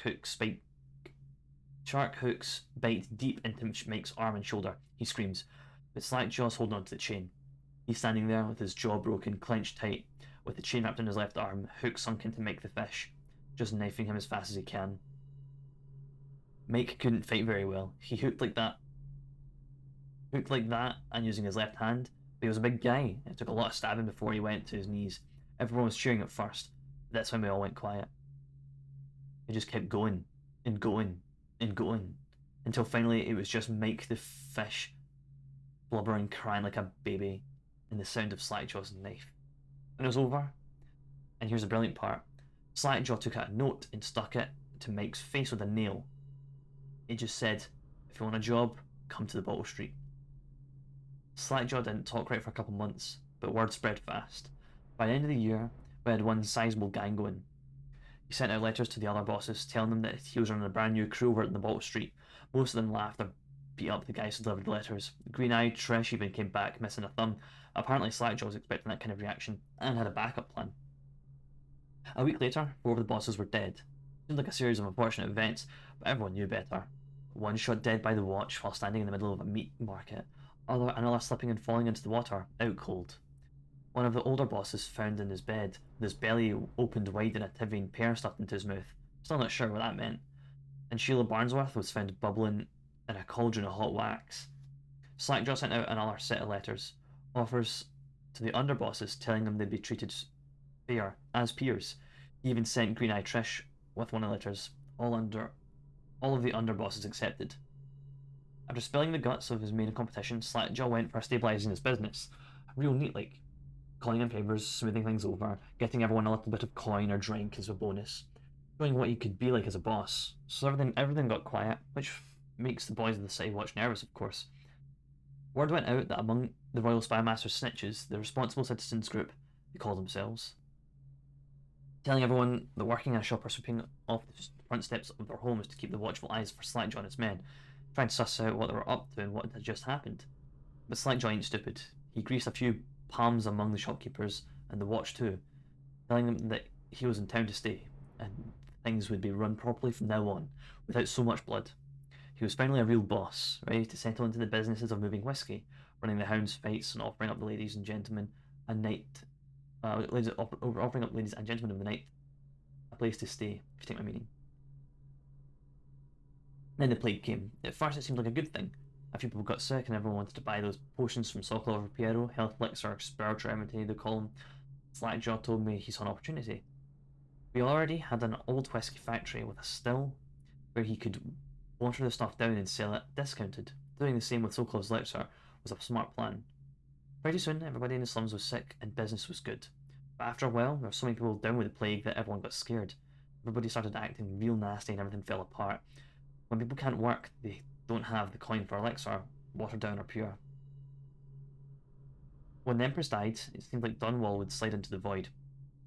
Spymaster Burrows took over, and the Watch started using all that new Sokolov technology, watchtowers, tall boys, and them arc pylons, keep up a wall of light across the Clavering Boulevard and crack down hard.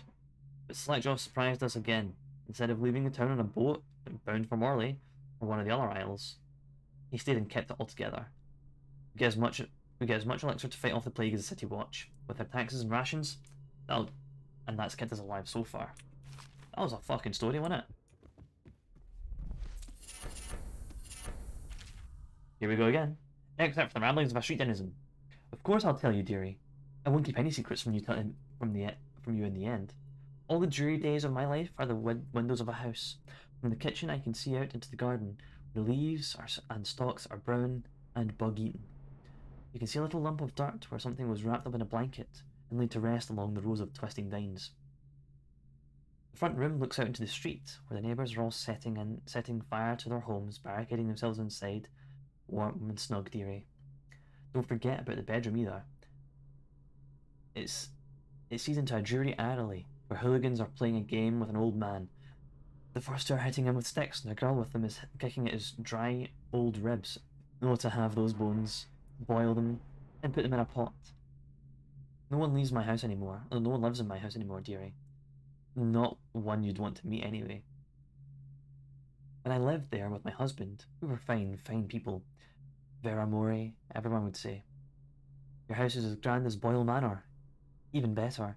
Your dinners are lavish, and your parties are the best. When that young Sokolov came to paint my portrait, I was still in my prime. Radiant, he said. And he was just barely a man, so young, painted all the best people across the land. Everyone wanted a portrait by his hand, all of my friends. I was the only one, dearie, wet with his paint, glistening on the canvas for pretty coin. But it wasn't all parties and paintings. My husband and I weren't always at home, no. We travelled together, he and I, to the far ends of the Isles, beyond even, all the way to the red cliffs of Pandacia, to dig in the rock and crawl through the caves, holding up candles and squinting at walls. Many precious things we came upon, but none so precious as the boy with the black eyes, dearie. All those marks and bones, carved so deep and polished so bright. I brought one of the old bones home. I hid them from my dear husband. Then I learned to boil them and carve them myself. And then they made such good presents, dearie. The little mute boy took them home. He loved them so. All the time he came back with new bones for me, holding them up so I could see it in his eyes, even though his tongue was still. Granny, his eyes would say to me, carve these bones for me. He made another present, and went so far, all the way to Dunwall Tower, the royal headsman himself now, my little mute boy and his shiny, shiny sword. Better bones were what I needed, you see. Better bones to carve and polish, scrape and glean. My old dear husband was always tired. I made him soup, and then he was sick. Better bones was all. My little mute boy, carved in the name of the ones with the black eyes. And after my husband was gone, given away as birthday gifts, I didn't want to live there anymore. So now I'm old and I don't have many of my presents to give. It's sifting through my garbage for granny rags, and feeding the little birdies that gather at my feet.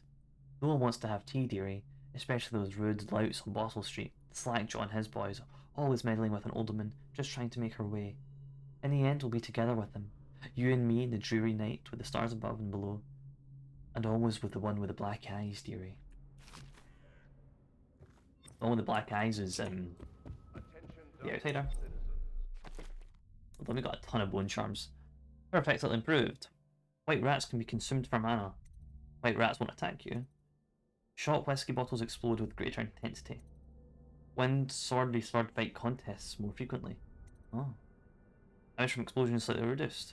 Enemies miss more often with arrows and bolts. Drop assassinations gives you a bit of health. Swimming speed increased slightly. Breath capacity and water increased slightly. Moderate keyhole peeping magnification. Breaking glass sound is moderately reduced. Let's do that.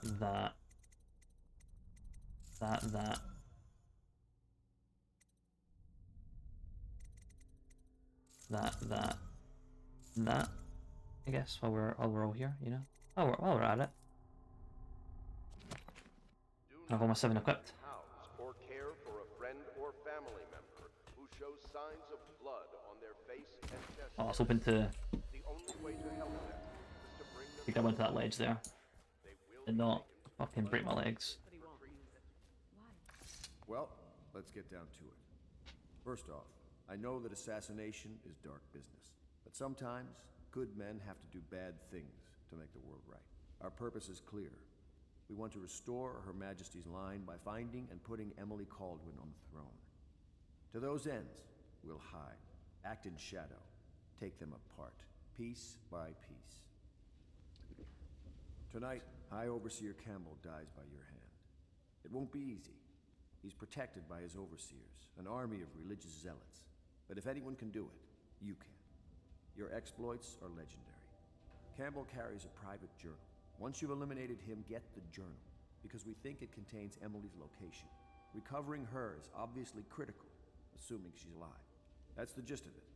Remember our cause and strike true. We're counting on you. Another thing. Campbell is holding a former overseer by the name of Martin. He's one of us, and if you manage to find him, give him whatever help you can. He's a master strategist, and he got caught working for our cause. It'd be good to have him back here at the How Pits. What is this magnification? What does it look like?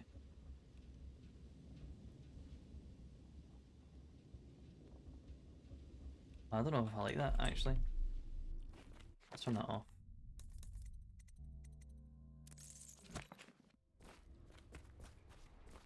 Oh, Corvo? If you've a moment. Get me out. Sokolov technology in the New Age. One of the advantages of Sokolov's technologies is that they share the same magnetic socket for the tank's processed oil that they use as fuel. The tank is exhausted and all can be plugged in with ease, and the process is simple enough that any common workman or even the lower guardsman of the City Watch can handle the task. This applies to the arc pylon and the wall of light security systems, as well as the powered carriages used for transport by those few who are wealthy enough to afford them. The only obvious downside of Sokolov's design is the volatility of the tanks themselves. A few incidents have occurred resulting in damage to property or bodily harm whenever one of the tanks have exploded.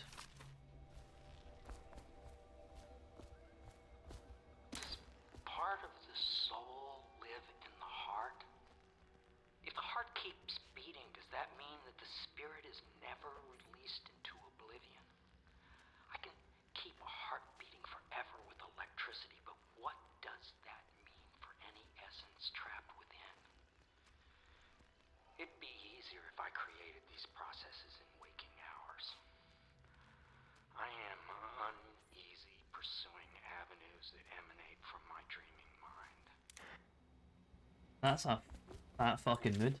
A second solution. An excerpt from a series of newspaper articles prominent in Natural Philosophers by Piero Joplin. I've read this, right? Yeah.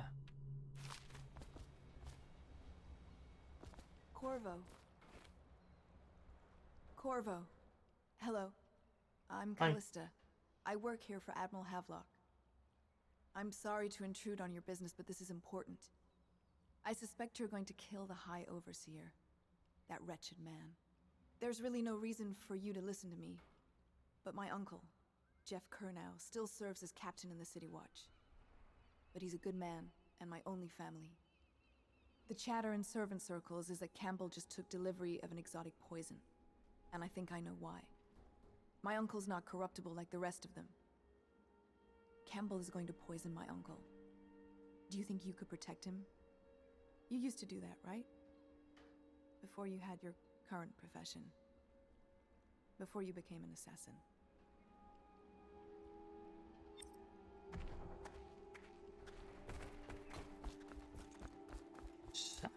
Sammy.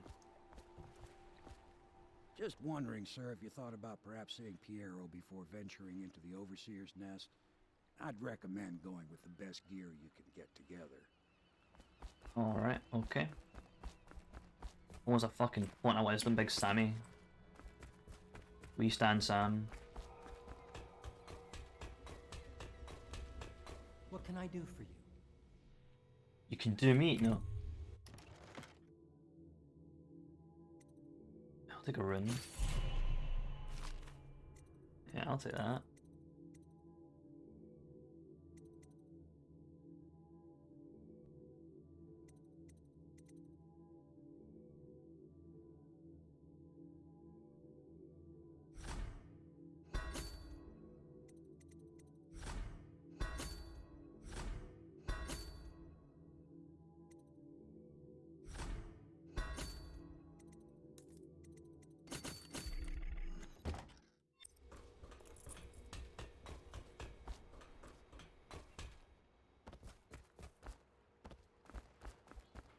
Hold on, there's some stuff here actually I want to get. Hold on. Okay, so let's 1, 2, 3. Let's find that to 0. Yeah, I knew there's something over there.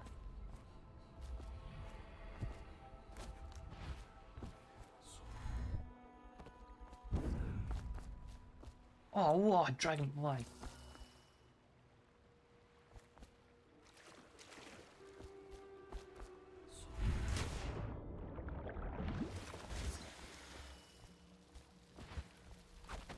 There it is.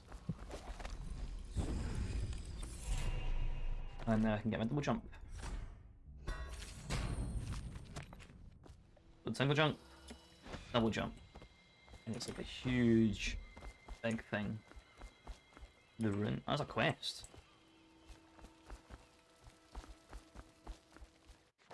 Wait, I have quests.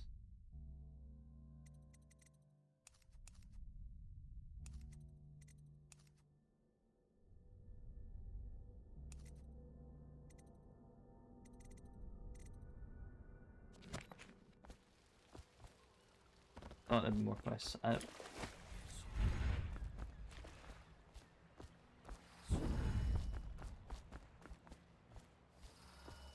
to go?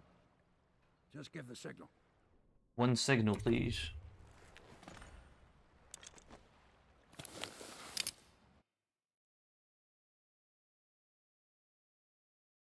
Overseer Campbell leads the city's militant religious faction and is a close ally to the Lord Regent. Campbell is completely corrupt and holds the secret to Emily's location. Infiltrate the office of the High Overseer. Still, Campbell is trying to eliminate him. An ally to loyalist Martin is being held there. Free him and allow him to escape.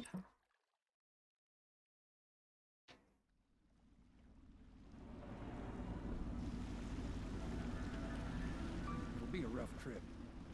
Used to be to go straight up Clavering Boulevard, but now it's not so easy. Half the city's dead of the plague. The other half's fighting over what's left.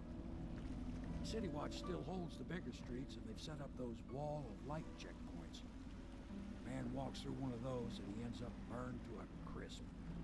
Everything not controlled by the City Watch is gang territory. Then there are the real odd birds living on the fringes, like that Granny Rags. They say she's nuts. I like nuts. It's worse.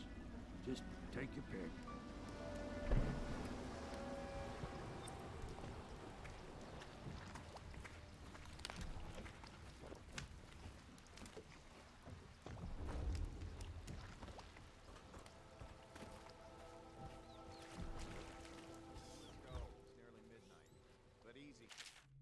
Dearest Gwen, the city is going to burn. I've sold everything there is.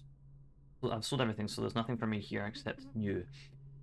I'll wait for you where Clang Boulevard crumbles into the river, where we used to meet. We'll take the money I've made and bribe our way into a passing whale ship. I won't leave without you, and if you won't come, I'd rather be rat food. Love, Arthur. Keep him in the boat. Canal's got enough shit in it as it is.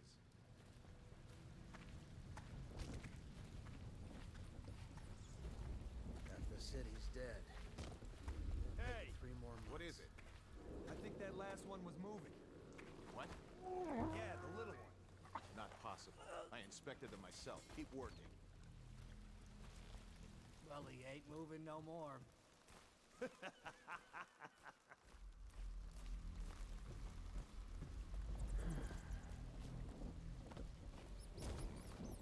One, two, three. Good. Keep them coming.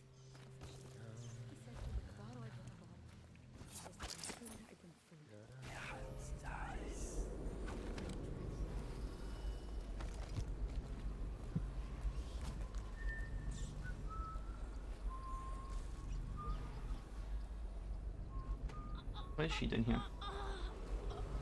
Attention, Dunwall citizens. John Clavering Boulevard has been designated a restricted travel area. Any citizens are liable to search or imprisonment at the discretion of the City Watch. One, two, three, heave!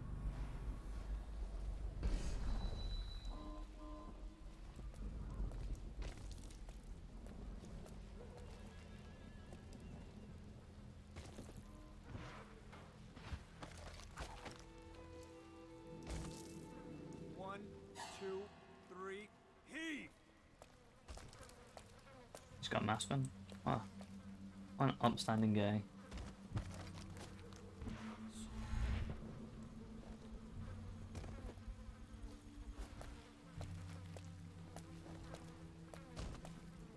One, two, three, heave! What was that? It was nothing. And I'm not going for ghosts, I'm just going for no kills. Ah, some scran.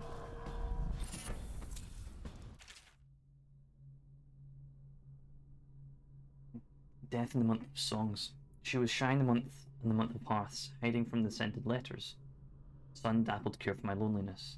She was smiling in the month of rain, eating figs straight from the tree, and dream of sailing around the isles. She was wed in the month of clans to her sailor cousin from Colorado. A shrill bird trilling at my chest. She was dying in the month of song, struck by disease from the east, a terrible kiss on her distant lips.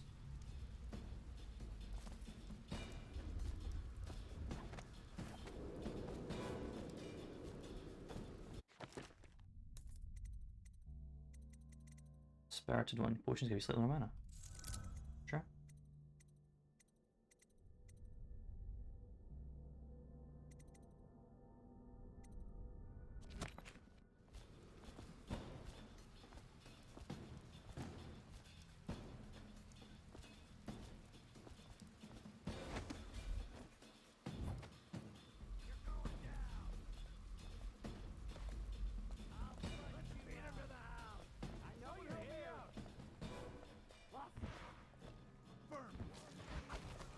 We know you're here. Ha! You little bastard. Help me look for him.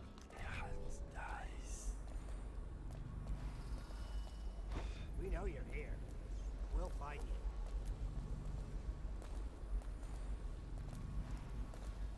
Help me find him.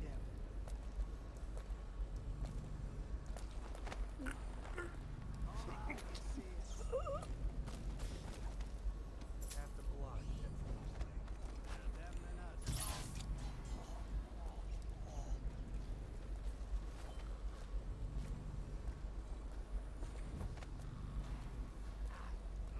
Got a prowler on the loose.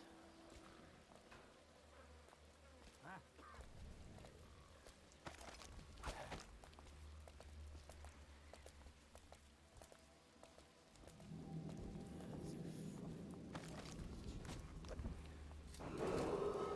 Attention, Dunwall citizens. This is a special announcement from our Honorable Lord Regent. This is the Lord Regent speaking. It is with regret that I announce that my term Yeah. as Lord Regent has been extended through the month of harvest and potentially beyond. In addition, in this continuing crisis, the overseers of the Abbey of the Everyman remain in service to the state and are empowered to enforce order whenever See you and later. wherever necessary. I told you the knives go on the left. They've always gone on the left. You never listen.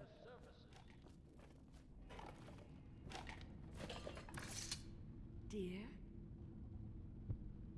Is that you, my dear husband? My eyes aren't what they used to be. Have you seen my little birdies? The dear things must be starving without their granny. Here, birdies. Here. Oh, my. I think I have gentlemen callers again, but not the way I used to, not the nice ones. I hear them, and they're not very polite ones either. Granny Rags, let us in. Ah, well, they'll go away again if they know what's good for them. But what a bother. Here's the key to the front door, love. You'll see to those ruffians, won't you?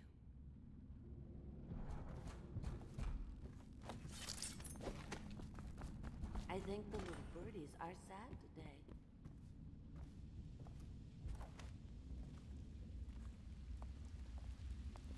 There you are. Come on, let's get this guy. Die, you crusty bastard.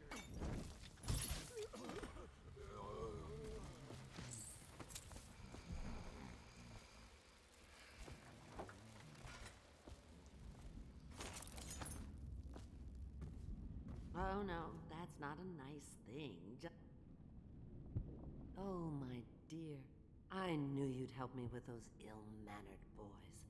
My brave man.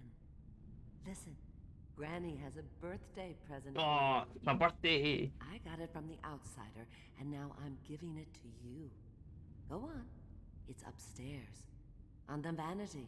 I think you'll cut a nice figure with it. Remember how we used to dance? Our parties were even grander than those at the Boyle Manor. Everyone wanted to come. Who the hell is Granny Rags? I thought she was just some witch. I didn't know the fact she's very popular, or she was very popular and all that. I thought maybe she's something else. I hope you like the little gift I got for you. It's the least I could do for turning those louts away. I can't bear these Bottle Street children. Ruffians, every last one of them. Rotten apples. And that slack jaw is the worst blot. You know what I just thought of? You could do something else for me. Another little favor. And I'd give you another present. Another lovely rune carved from the bones of a dead whale. Do you remember my doctor, dear? Dr. Galvani? Now there was a clever man. He's got all sorts of nasty rat guts and disease in his laboratory. Wouldn't it be a shame if some of that mess found its way into the Bottle Street Gang's elixir still? That'd teach 'em. See to it, dear. I'll find you another present just like the first. Galvani lives on Clavering Boulevard, or at least he used to. Those were the days. Now run off. My baby birdies are hungry. So precious.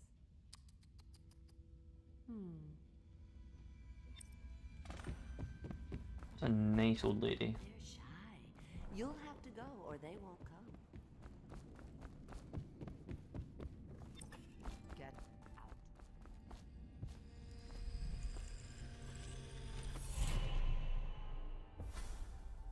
Be careful, Corvo. They call her Granny Rags. You wouldn't recognize her real name, or even the name of her family, but an emperor begged for her hand once, and rich young men fought each other for her favor. I watched her consider them all, measure their worth, and find them wanting. Then, she made a different choice. You're on your way to face the High Overseer, the leader of a great cult dedicated to loathing me. What will you do, I wonder?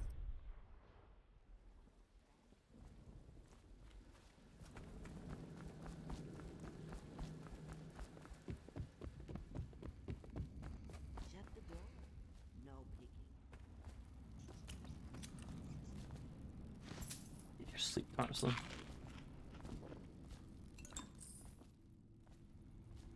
Nice. Jesus Christ, I hope you're okay. Aww.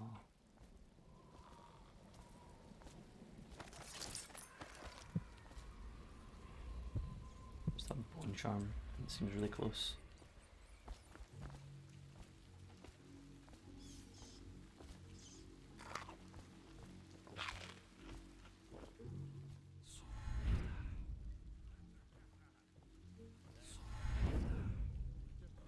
Are you sure?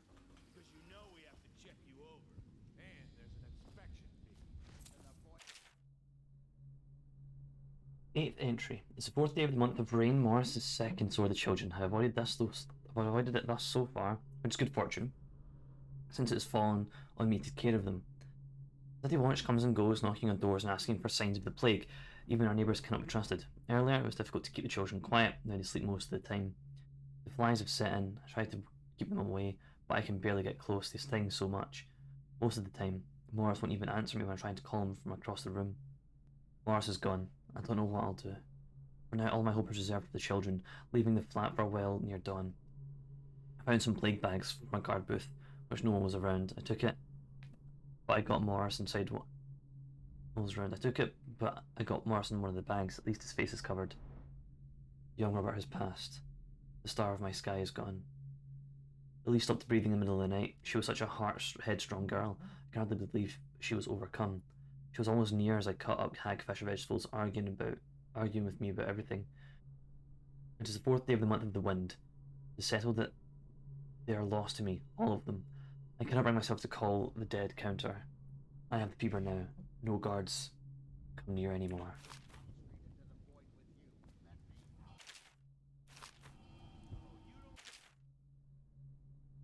They say that Jimmy Whitcomb Riley was a brawler and his mates called Smiley. He ran around up and down, pulling up every form of crimey. On Bottle Street he hung with the boys, throwing bricks and bottles at other toys. They started a fight, then run and hide, breaking, laughing far and wide. Smiley liked to eat and drink all day, and smash and bash the night away. Drunk all alone, he drifted us off asleep, sitting on the bridge along John Clavering. Dropping off as cleaving, slipping on the... Yeah, shit, I fucked that one. When he woke, he found something strange. Or something strange he found, stranger than the singing of a wolfhound. He'd become a blue-jawed hagfish, most slimy.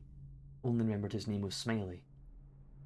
They say that Jimmy Whitcomb Riley was never seen again of old timey, but he swam around up and down, drinking from the river, crying why me.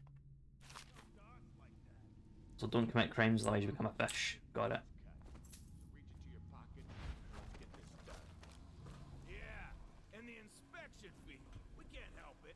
Just the way we do things on Bottle Street.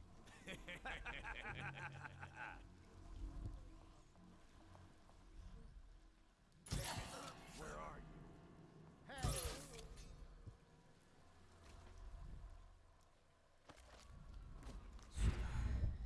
Let me out!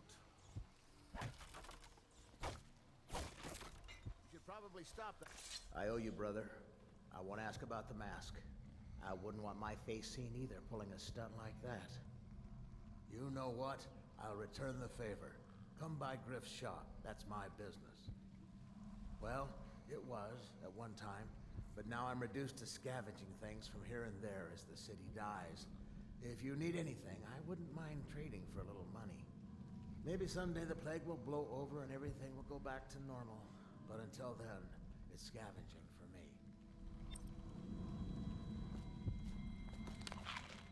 What the?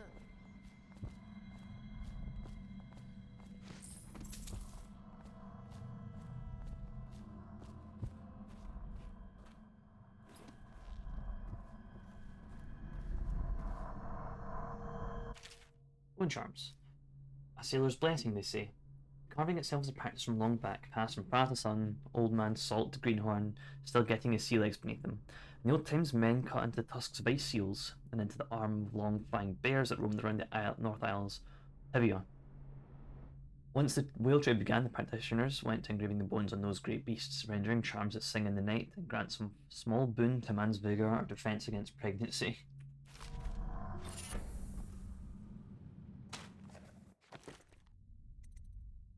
Which heals you slightly more. Alright.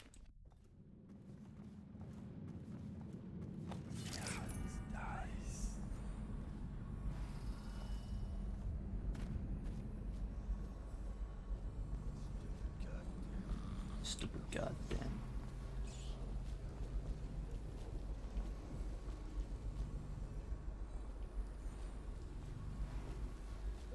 Want to look at some of the things I found? Good prices, I swear. Yeah.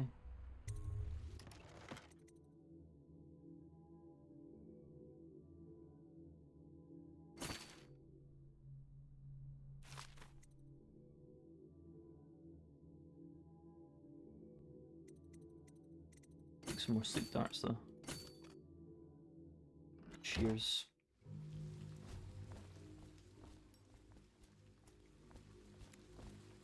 Oh, okay.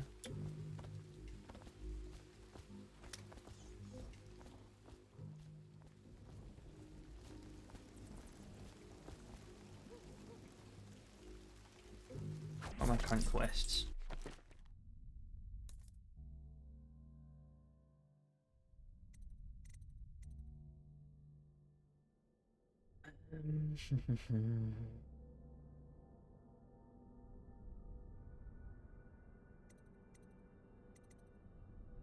Kinda want Blink level 2.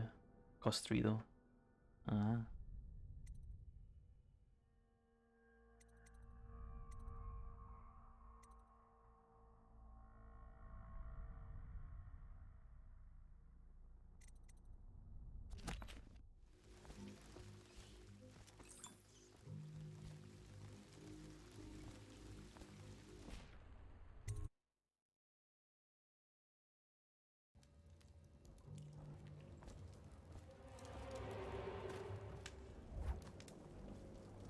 Yeah, I don't need to be here right now actually. I need to go get the I need to go get some diseases from a different building to then go in there and tamper with the brewery. Yeah, I need to go to the Galvani offices.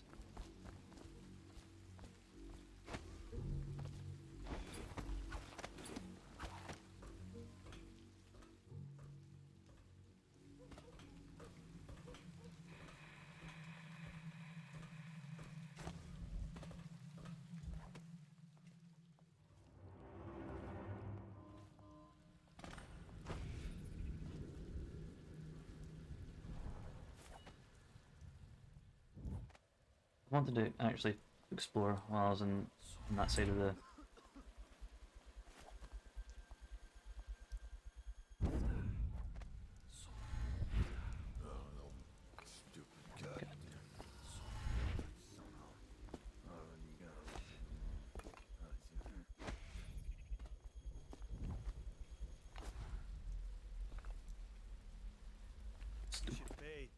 Smell you from here. You're Yeah. such a chopper. Never heard that one before.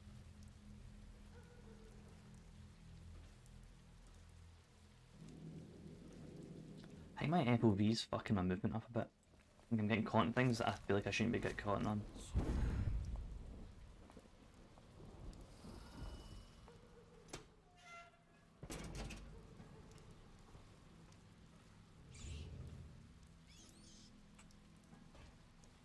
Hello.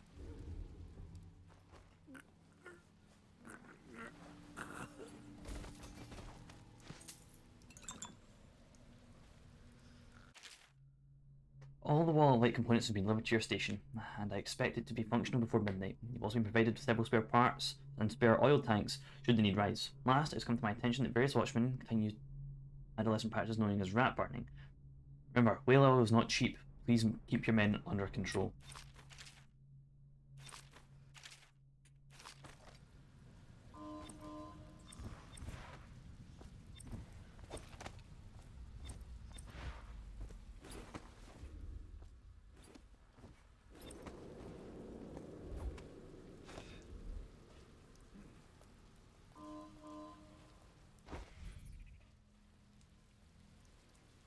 My DMs are lighting up. Hold on. I'm gonna just be... Jesus Christ, what is going on?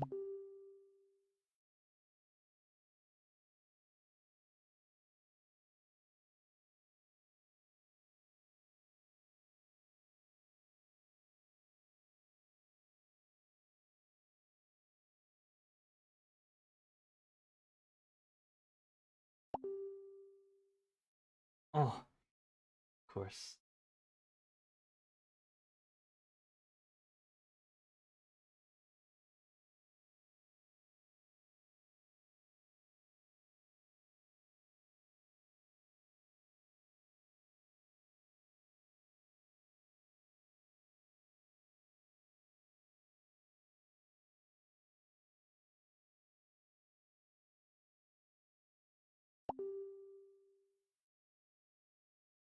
That's the popular over here.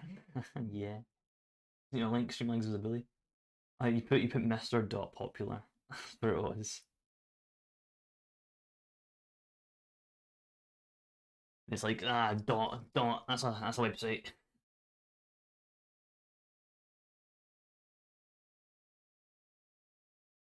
I thought you could post links because you are subbed, but here we are.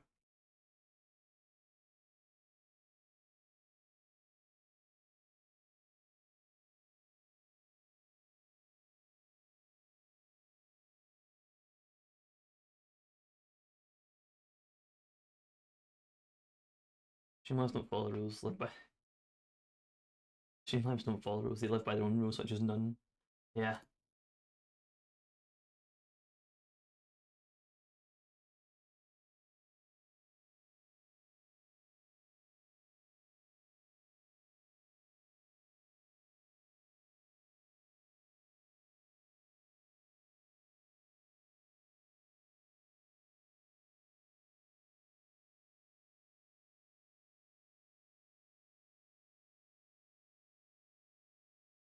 McDonald's uses EU trade loses EU trademark battle over the Big Mac.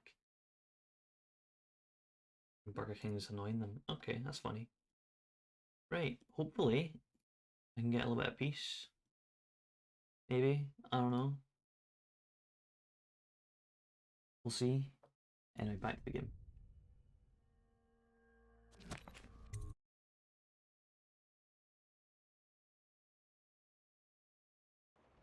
Don't jinx yourself. Fucking, I have now, haven't I?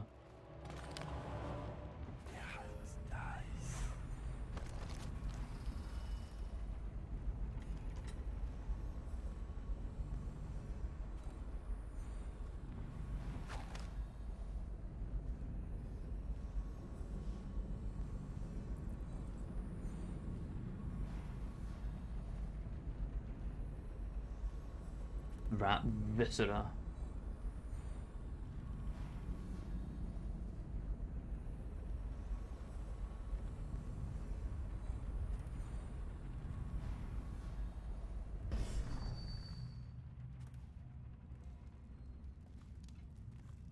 Wait, did you touch the door handle to Dr. Galvani's lab? Yeah, I think so. Then you have to scrub.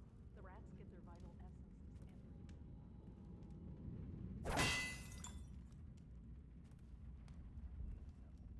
So your hands need scrubbing. You're unclean. Unclean?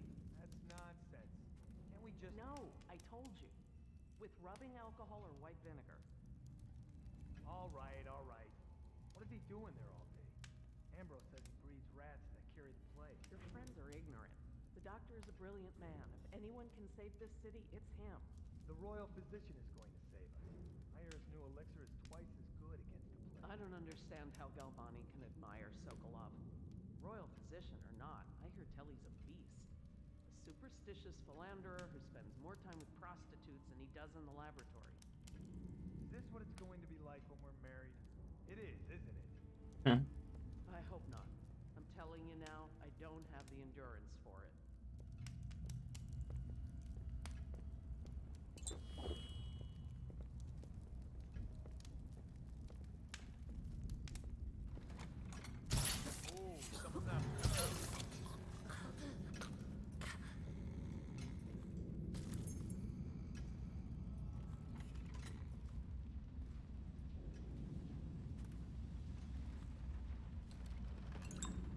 Get Batmaned.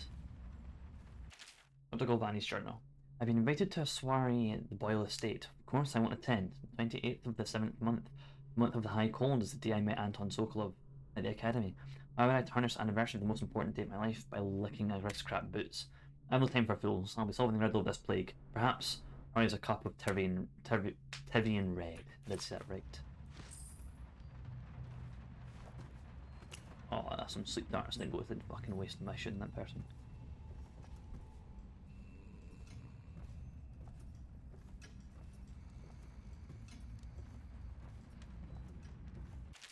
Travel to Pandacia. I set out the men which are good sailors. No doubt half of them have cut their teeth on the rassically of pirate ships spawned in the Zirconian archipelago. Or they were, I should say. Half of them died before we sighted the broken red cliffs welcoming those who would visit from the far continent, as it's called. Sickness. In fighting, poisoned by a school, or almost a flock of small fish that fly over the waves like birds, landing in the hundreds across the deck, wrecking any they touched with toxic quills. Two thrown overboard by gusting demon winds. The quiet Tivi navigator simply dead in his bunk, wrapped in his white furs, eyes wide with terror. You have crossed the ocean in the distance to Pandacia. You've crossed the ocean in the distance to Pandacia is greater than most would imagine. More died climbing the cliffs, and now with a handful of looking across the greatest expanse of land that exists. My eyes are frightened.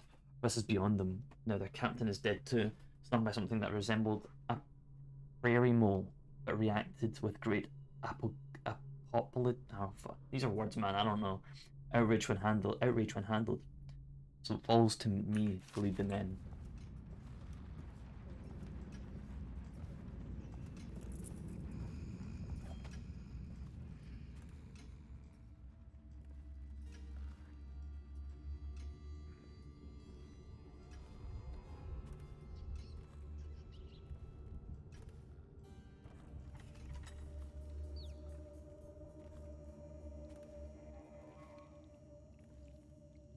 Whoa. Wanted on various crimes, Slackjaw. Rewards 2,000 coins for capture or death. The third stricture. No, more messages.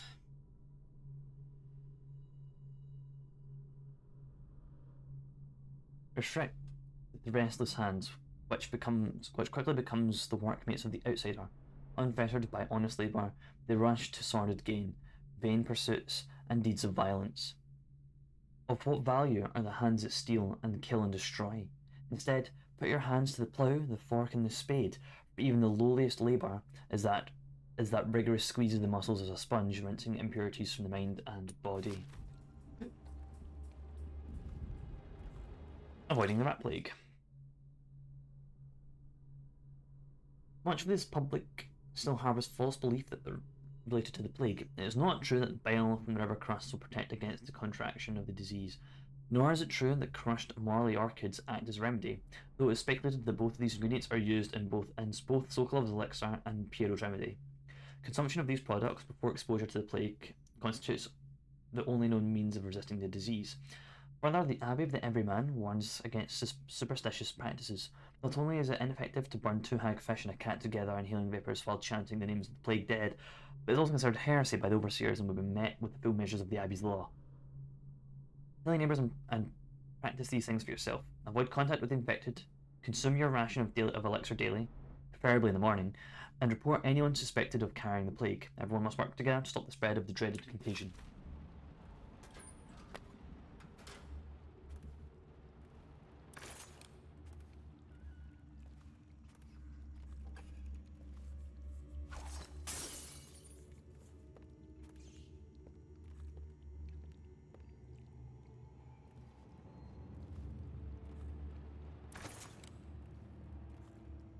Did you hear Morris was dragged off by the overseers for some black magic nonsense? Bug someone else.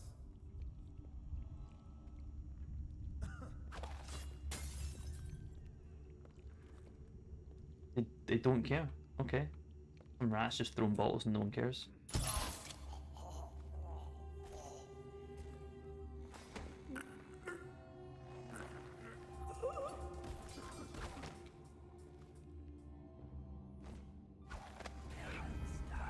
just hear someone cough. Stupid goddamn. I swear, you son of a bitch. He's gonna turn around, I swear. Here we are. Born and raised in Bristol, I spent my formative years in our smaller cities before settling in the magnificent Dunwall. There, in the capital city, I learned to appreciate the finer things. An opportunity arose to document my travels to Serkonos, Tivia, and finally Morley. I left my position as a clerk for the late Lord Estermont. Perhaps, like many in Dunwall, I suffer from being excessively cultured, but I found Morley disappointing. Over the course of this journal, I'll explain why I find the festivals of Turners to be tiresome despite the high banners, bare feet, and red robes. Is this why the renowned jellied ox tongue is something I'll be struggling to forget for many years to come? Jellied ox tongue? That just sounds like... what's it called?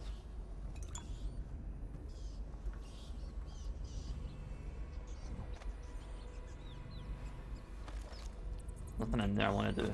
Because I don't want to open that door for them to get out and get to those bodies and then it's just me killing them.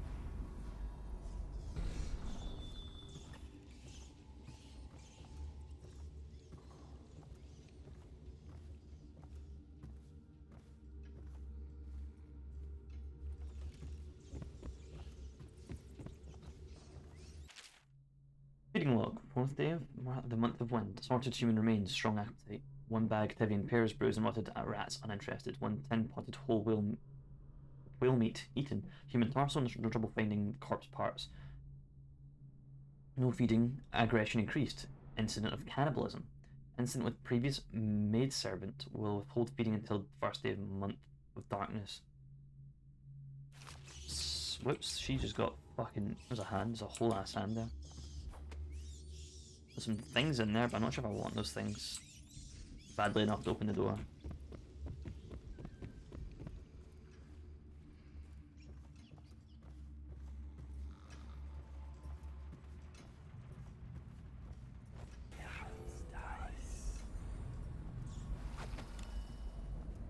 Seems like there's no one up here. Seems like I've cleared the whole house.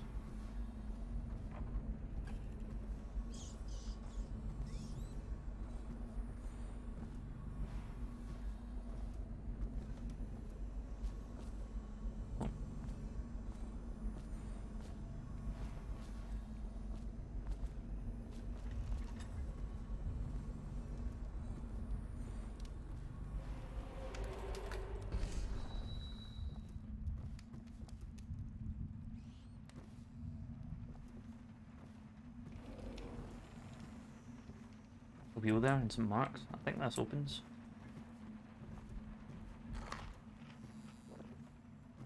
Giovanni Academy notice.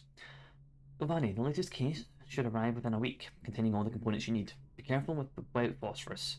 Can have you getting Fossy Jaw like the tanners at the edge of the city. Poor bastards. Sorry you have to practice in secret. The vivisectionist would be celebrated, revered even. Cutting up rats would be done in the town square with a crowd of eager students taking notes, not in some dirty secret little hidden room behind a wall of books. There we go, there's the clue. Anyway, looking for you, I have an old friend who never left the academy.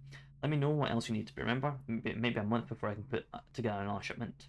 Yours in knowledge, Artemis Moore, Procedure Clerk and Visioneer, Academy of the Natural Philosophy, Southwind. Yes. Next time you're nearby, come in for an afternoon. We've stayed fairly insulated from the plague, so since so few come and go here, we've got quite a stock of Tivian brandy.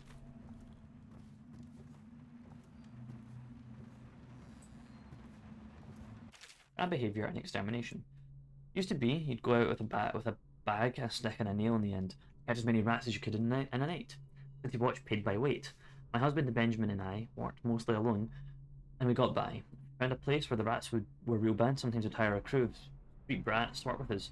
Younger ones who didn't make trouble. The younger ones who didn't make trouble. We paid them with bread and apple cider. Once the plague came, the rats were different. Meaner, bigger, and a little quicker. You had to watch yourself. If you got cornered, they'd turn and the swarm would come back at you. I barely got away with my skin a few times down the sewers. The bites hurt afterwards, but it was the sound they make that stayed in your dreams at night. It got more dangerous, and the city watch started paying better. That didn't last long, because after a while too many people had been stripped clean, trying to fill up a bag. One slip and they'd be all over you, gnawing and trying to chew down to the bone. That's why I lost my poor Benji.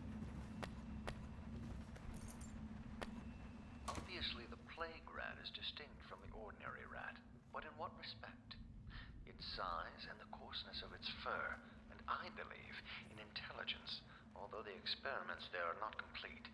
Coriander's zoological survey describes only the ordinary rat, which means plague rats have only been here for 5 or 7 years at most. This was not a gradual migration. Could they have been introduced on purpose? Perhaps by a foreign power. Interesting. Some natural philosopher's notes. For over a year, I studied the cursed plague, collecting and dissecting rats by the thousands.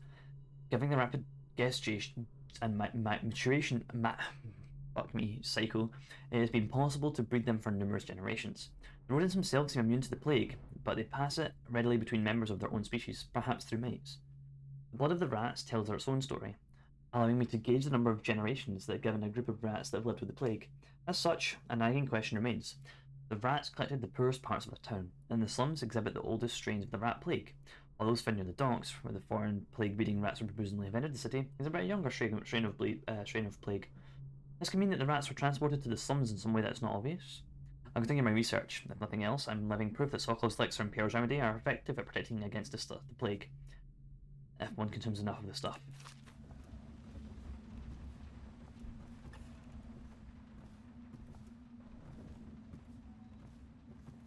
So weird.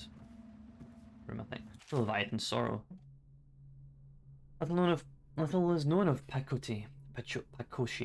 Credited with a series of pamphlets arguing against the whaling trade, while he's gifted, his views are nonsense and threaten the economic underpinnings of the empire.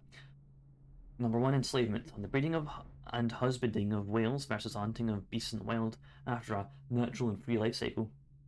Pakoshi offers no solutions where these massive, malevolent creatures might be pastured. Number 2, disillusion. Laments of the destruction of social bonds between the herd members. Pakoshi actually uses the term families. Number 3, harmony. Drivel in the aesthetic wonder of what is, in reality, the great and terrible ocean that ever threatens to swallow us, includes arguments of the gentle nature of the brutes, a notion rooted by seamen who return to shore, wide-eyed with tales of the whale's savagery. Number 4, disruption. Here, Pakoshi, on his weakest footing, issuing up feverish warnings against the displacement or transference of natural beasts from native environments.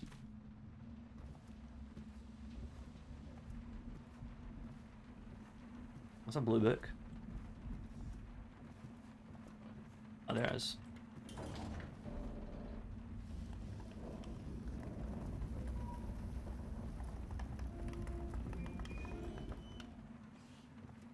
Oh, there we go. It's got a handful of the guts. I've been asked to tell a problem, so here it is. It's been every year that we work like men gone mad during months of nets. I don't hardly see my family. It's bad enough that the work is clogged with trash from the catch, pieces of and crates of nets, but the water smells like hagfish guts too. We got to go get it done before the month of rain, or you know what? And it ain't like we got help from those pricks in civil engineering either. Been at this job for nigh on 28 years, and I've never seen one of them come below, except to measure it will it hold when they go putting up one of their fancy new bridges. At least these last 2 years have been the worst, and here's why. The river crusts moved into the works. We hear a man ahead yell and scream like he's burning up, welcoming past. No other choice. That was actually kind of hard to read.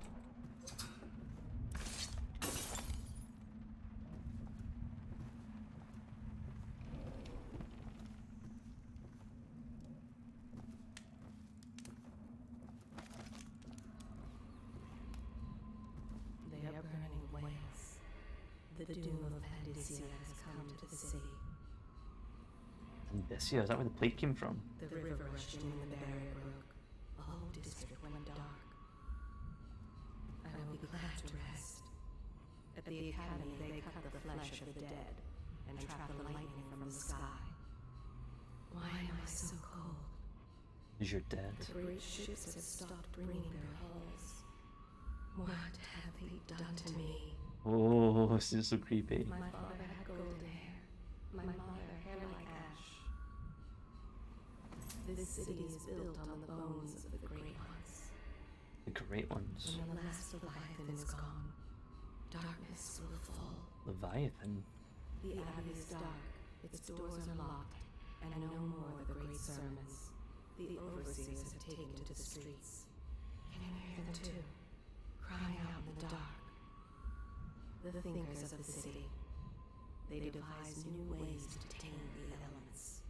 Not so long ago, Dunwall was a proud city. Is it the month of harvest? Time has lost all meaning. How can it be that I know such things? Listen, I can hear their every thought. I am not alive, nor have I received the gift of death. I can feel a great age ending. They are burning whales. Oh.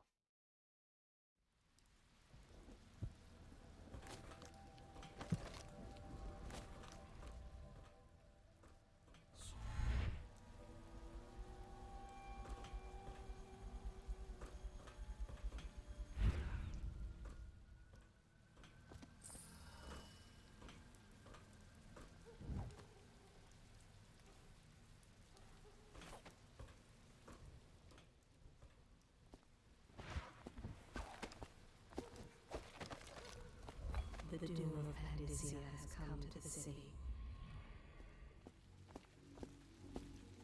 Oh, hello.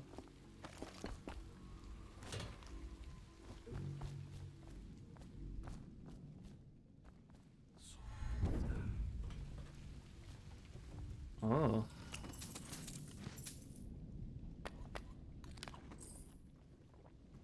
There's a lot of good stuff there. One good stuff, there's a lot of stuff.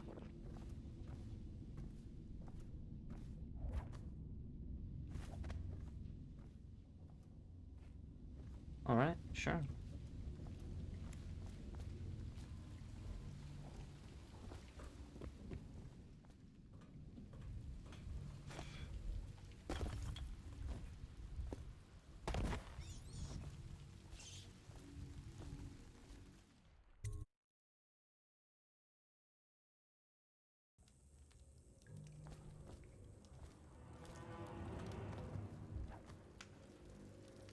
Word is, he's like a phantom.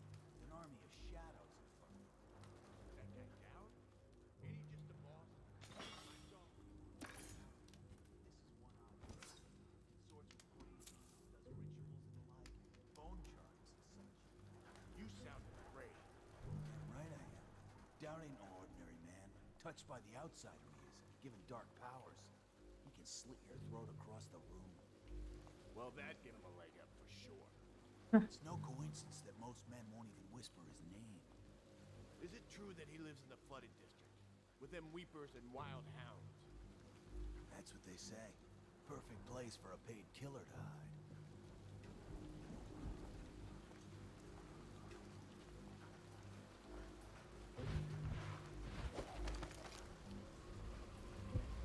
Oh, the bone over there.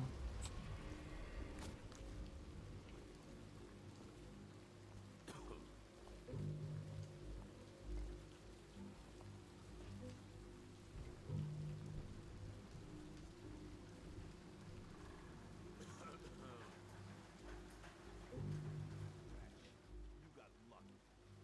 When you're this handsome, you don't need luck. Face like a hagfish.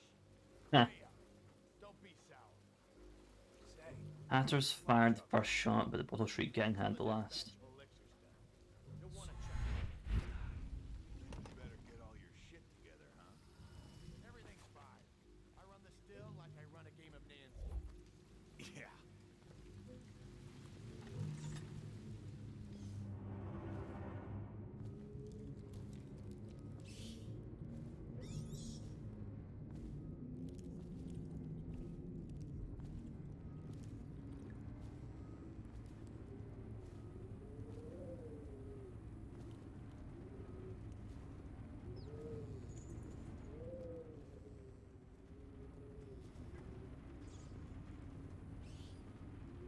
Tripwire right there. So he goes, not to the Abbey or the office of the High Overseer, but one of the other places, where they train the Overseers to be real priests. crazy. He just wants to know where his brothers go. Deep shit. You know Eddie. Brilliant at it when he's sober.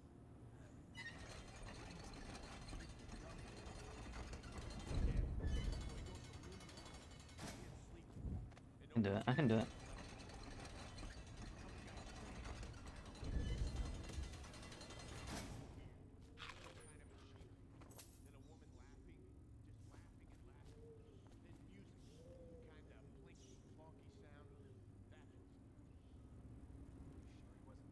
Thanky plonky music.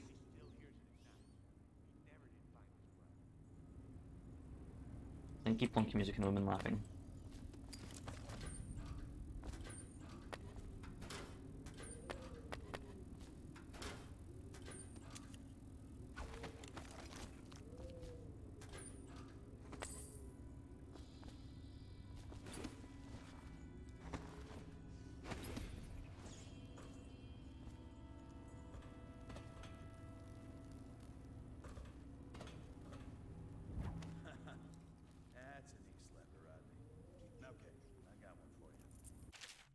Wait tomorrow to check on the batch. Make sure you're wearing pants this time and stick to the recipe. 1 part Sokolov elixir, 1 part peach gum paste, 2 part sugar water. That's it. The more video shit you can cut in, the less there is to spread around, the less coin I can make. That's ain't a charity. The nobleman laid with the scullery maids, so loudly they made quite a riot. The nobleman's wife took the butchering knife and carved herself some peace and quiet. Oh, I get it. The wife done cut 'em both, right? Yeah, that's the gist. Now it's your turn. Oh, let me think. Okay. Yeah, I got one. Ready? I'm listening. There once was a sailor from Morley who fancied a woman most sorely. He gave her his cash, she gave him a ransom, and that's all. There isn't no Morley. You win. Well, I know 100 of these old rats. My mummy used to.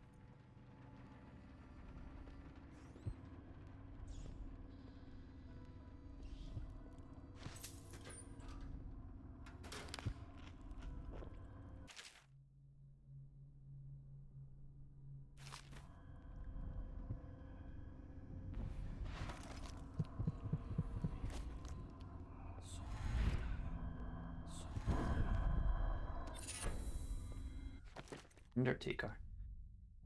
Useless faster while carrying corpses. Yeah, alright, I'll take that.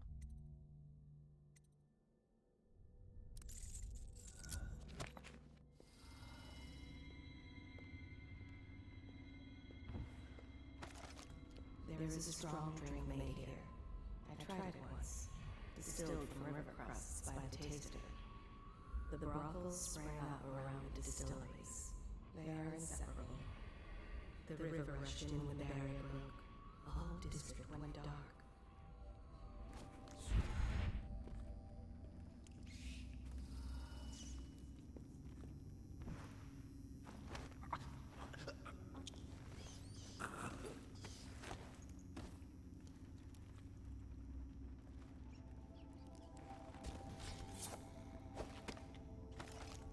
There is a strong drink made here. I tried it once, distilled from river crusts by the taste of it.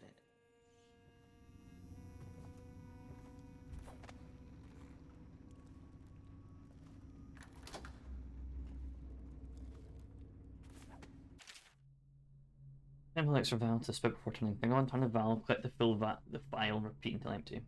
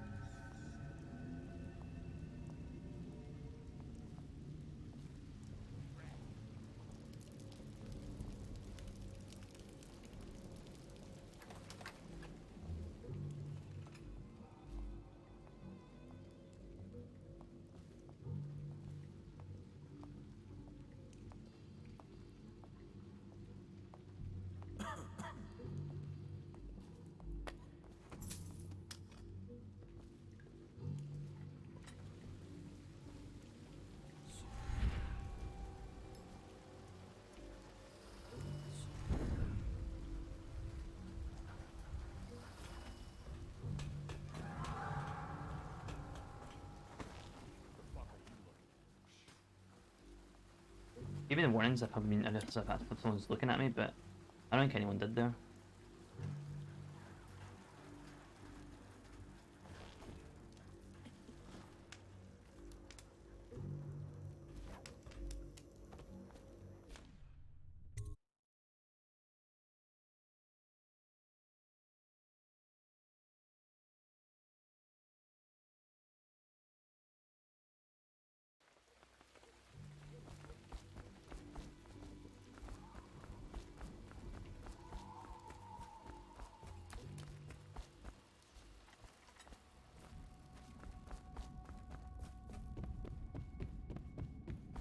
Off you go. I knew you wouldn't disappoint me. Now I can stroll along the waterfront in peace.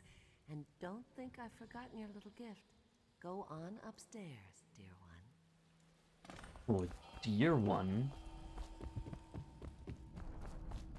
That will never wash. Never, never, never.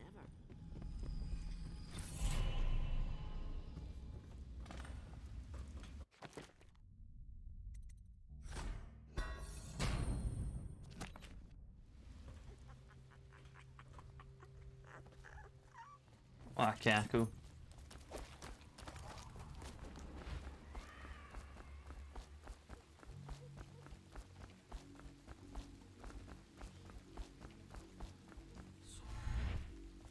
Where'd the guy go that was here? Oh, there he is. Oh, didn't mean that. Oh well. You know what? I'm gonna go in this building. Why not? I'm not moving this thing. That's why I can't go in. Ah, you don't care. That's a whole horde of rats right there.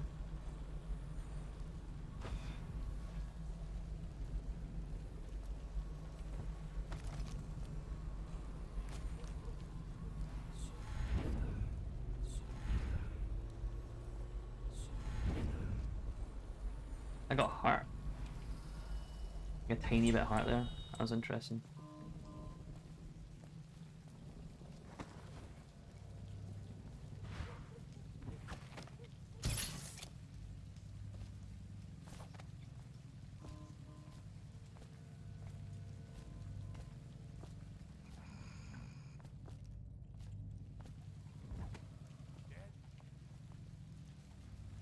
Cold as a whaler's gaff hand. 50 years old at least. This guy fought for the Empress. Forget his old ass. I can't even remember the Empress. We tagged it plain. Under Clavering Street is ours. Come on. What's the take? Who do we have here? What? Somebody, get over here! I'm gonna hack this! See that? He's gone! I know something's up.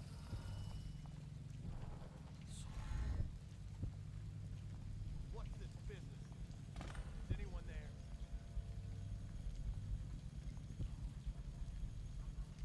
Come on.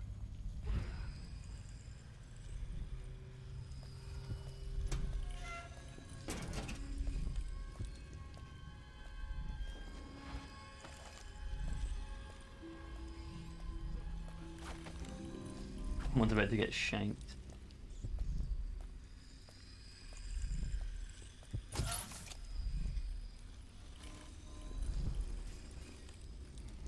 Oh my god, why can't I? Okay, there we go. We found a strange rune on a woman who used to sell pastries up the street. Not sure how she died, but since this thing looks suspicious, we set outside for the overseers. After your shift is over, take them to disposal, whatever you do. Don't forget.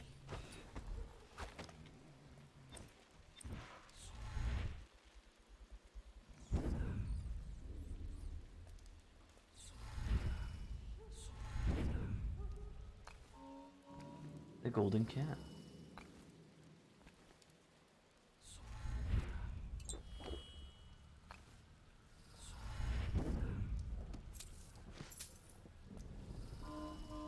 Get some cheeky ore.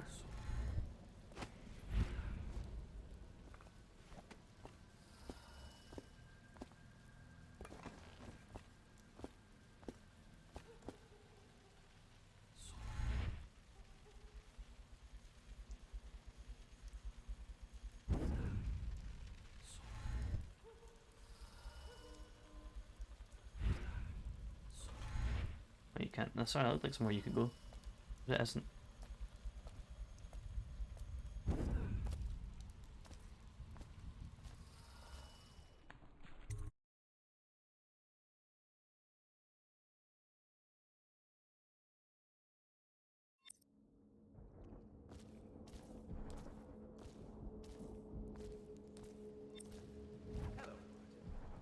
second day is when the skin really starts to come all the way off. Is that true? Or is it the itching that really gets you? Or the rats? Jasper, isn't it? It's not so Even bad, though he whispers except the I miss your prayer wife. is witchcraft. Huh. You don't scare easy, I'll give you that. That'll change.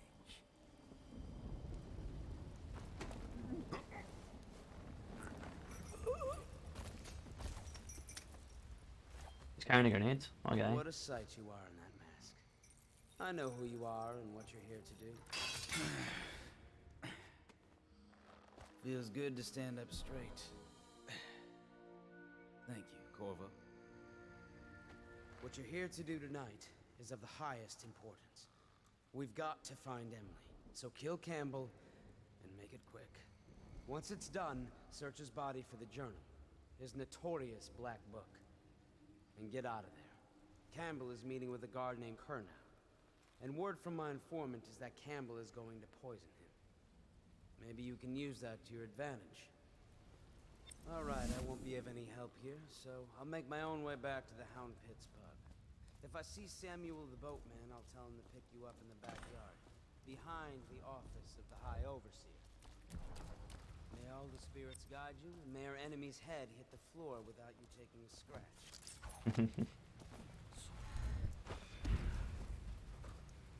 I was just reading in the archive about the heretic's brand. It sounds painful. Have you ever seen the ritual? I've never seen the heretic's brand used.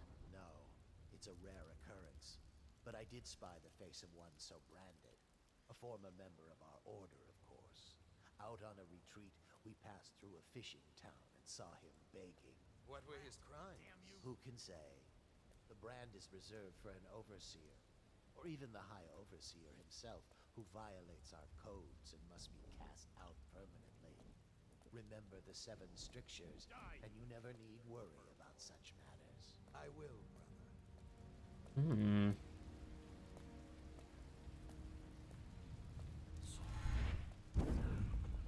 Think you'll get your own squad after what happened last night? Indeed, I believe so.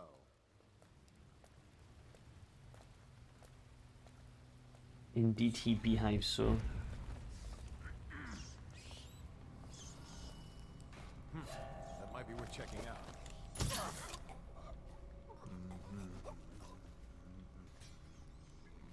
Carnot's visit. Wayland. Captain Carnot and his retinue will be here this evening. See that they are allowed to use this checkpoint without incident. I would like him in a fair mood when I have drinks with them in the meeting chamber. Also be prepared to defend the checkpoint from the inside should things go awry with negotiations. Not that I expect they should, but I want your overseers prepared in case Carnot and his men live up to the city's watcher's reputation.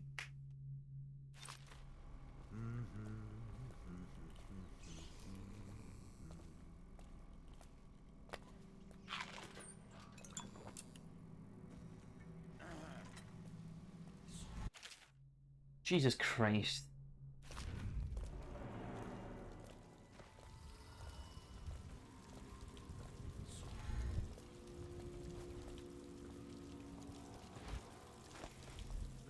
I've never been this one before.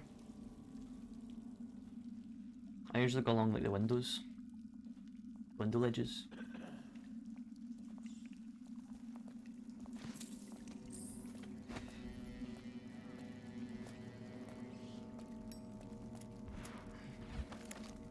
Once they are brought here, they never leave.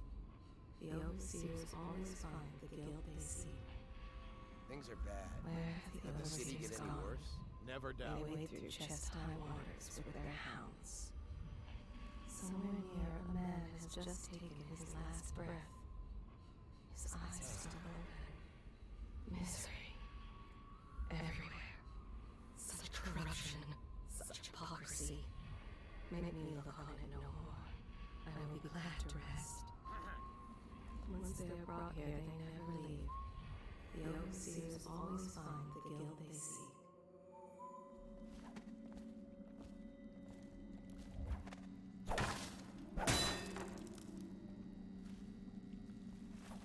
I don't know about this place.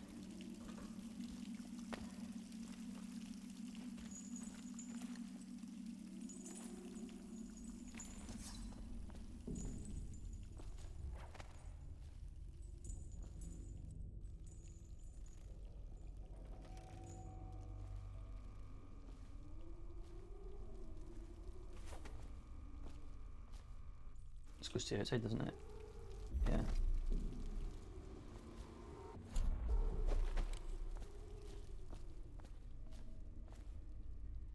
To the kennels.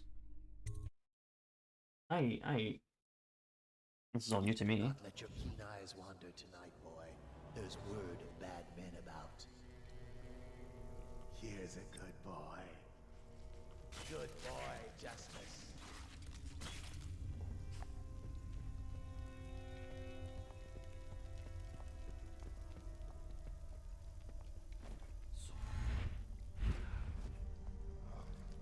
Settle down, man.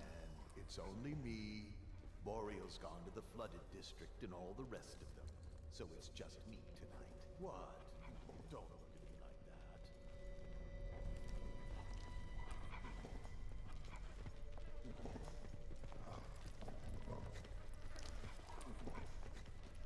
Who's that, Regal? And that's Ratter, isn't it? How are you, boys? You miss your poor brother?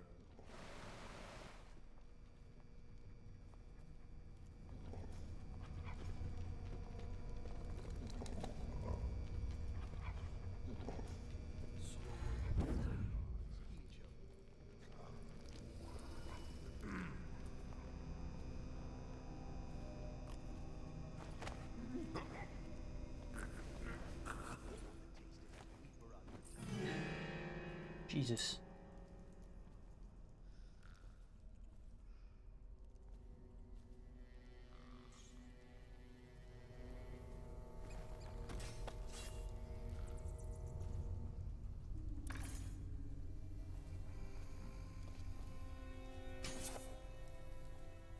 Yeah. Of utmost importance, you do not open this cage without my approval. Ferocious is ill and quite temperamental. If this cage be opened, he might attack and endanger anyone patrolling the kennel. This is F, okay.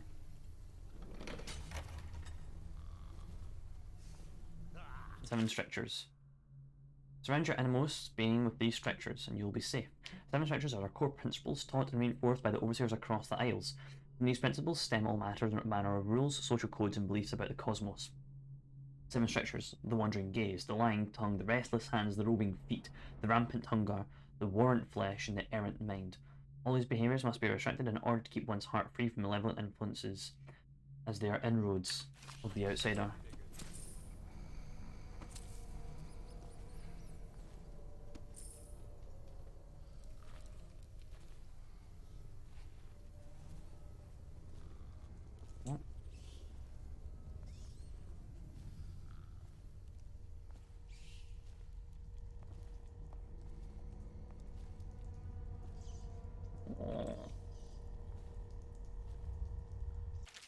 Ferocious has fallen ill. I have gone to fetch medicine for the hound, but in the meantime, do not open his cage.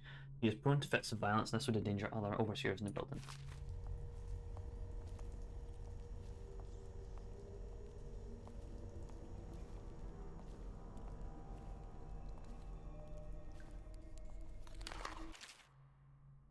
Excerpt from the Hound Trainer Guide. From each litter, they're usually somewhere shy of 4 good pups, but we always drown the runt. Them that remain spend 3 or so months suckling from their mothers before we start them up with training. It's simple at first, returning the sticks and hitting still in command.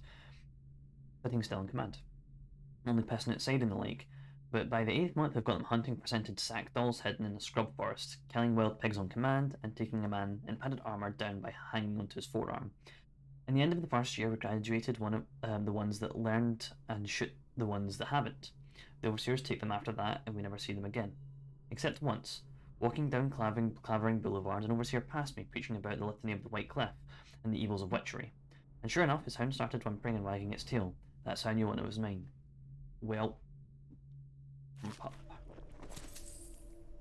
Look, Cash. Oliver, I've taken a look. We've gathered and stashed it in an incinerator room. It's under the dead hound, so nobody will dig around to find it. Look to your strictures to find the door code, the lying tongue, wandering gare's errant mind. I trust you're devout and clever enough to figure it out.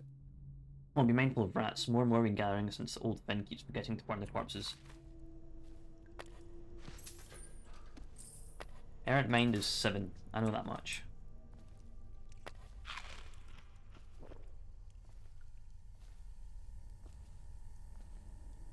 To main hall. No, it's not the incinerator.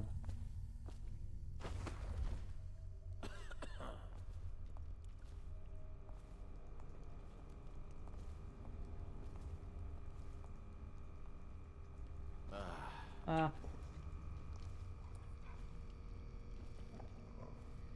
What now?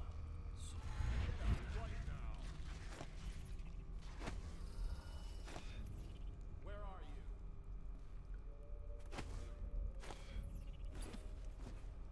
Shout if you see him.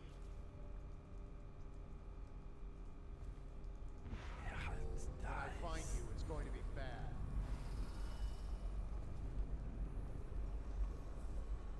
I know you're here. All right. I won't be catching this rat bastard.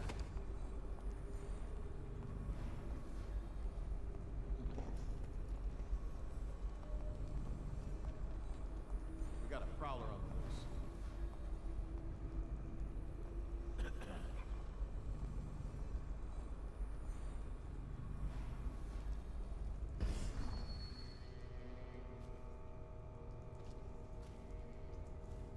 Let's just see what happens if I get another crack at this guy.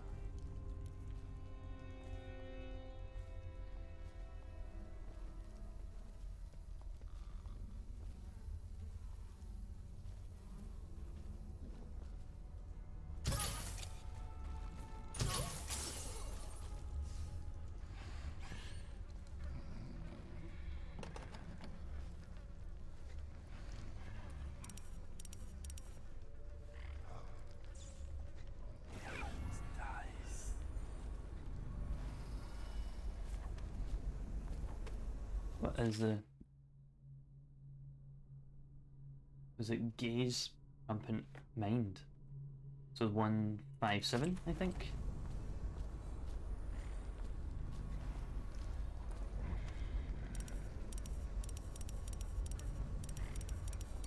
No. I can double check.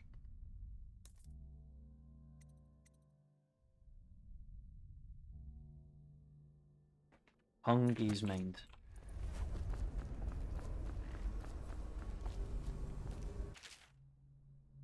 So 217. Okay.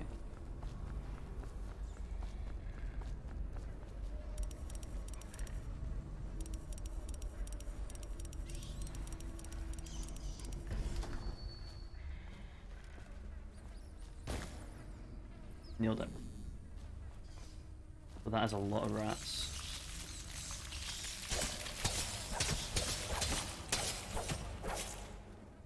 Okay.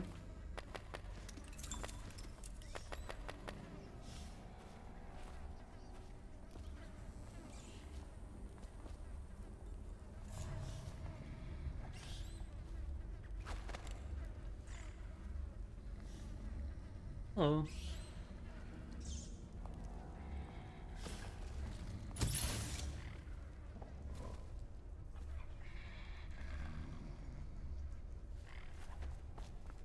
Okay.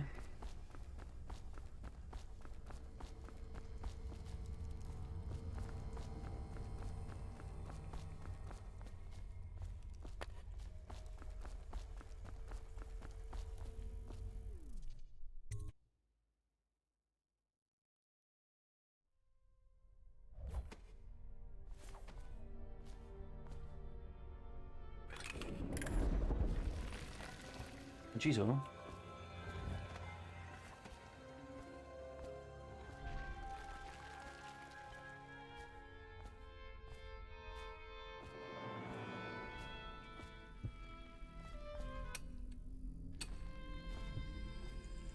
Hey, is that painting? Yoink.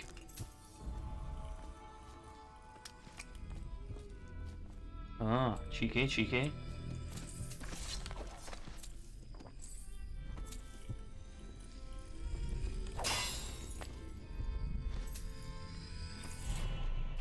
Litany of the White Cliff, and I say to your brothers, I've seen that, right?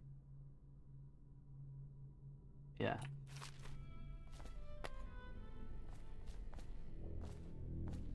Curse those fools at Coleridge for letting Corvo get away. Who knows what the man could do now? High Remmel, the Lord Regent, asks us to call him now, seems to have faith in all the Sokolov security devices he's put up all over the city, but I'm not so sure. At least the girl has been moved to a safe place. Visiting her twice a week has given me ample opportunity to inspect the facilities, as they say. So there's an upside, at least. That's fucking horrific. Hey girls, I'm not sure how my predecessor operated, but from now on, from now on, if one of my girls tries to blackmail you, send her back to me at the Golden Cat instead of concocting some plan on your own. I had to replace 3 girls in as many months. As you can imagine, the business of carnal pleasure isn't booming in this plague-stricken hole you call a city. Madam Prudence.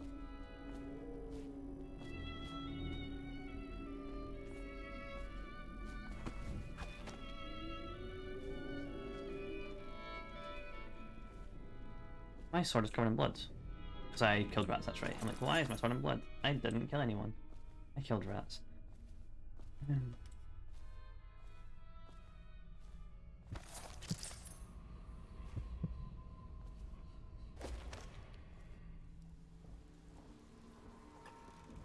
outsider himself has these 5 attributes by which he hopes to defeat the righteous. He is patient, for he waits every hour and every day.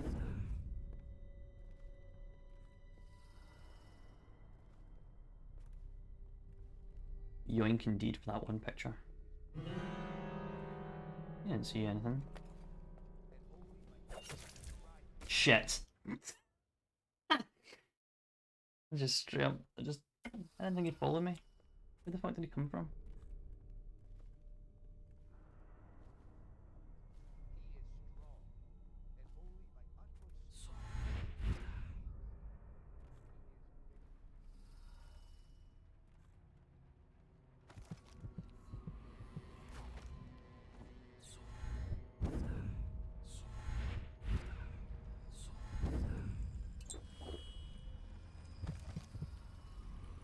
There. Based in this building, in this room. That is. I hear the watch is having trouble holding the side streets. Bunch of children playing games, that's all it is. Good. And your niece, Callista, isn't it? I'm very concerned about it. She'll be found. My men are searching district by district. Poor girl. Callista's a resourceful one. This boy just looked back, I just turned around, it was like, there was like no one there, I just turned around, there's a guy there. I just punch him and he's gone, he's just off the stairs. I hope you won't refuse. It'll make this business pass all the quicker. One of the servants must have been in here. Let me see. It seems I have the wrong one. Not that one. No. Ah, here we are. Now if you'll join me. Men will come get you when we're finished. Keep each other entertained. Meantime. I don't understand how this got so unpleasant. Oh, I agree, I agree. A whore dies and suddenly...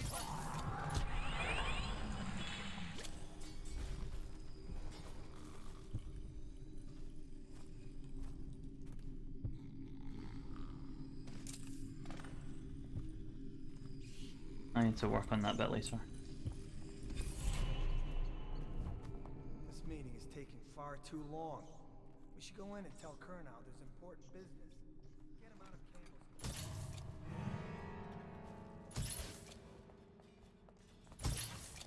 Where the fuck did you...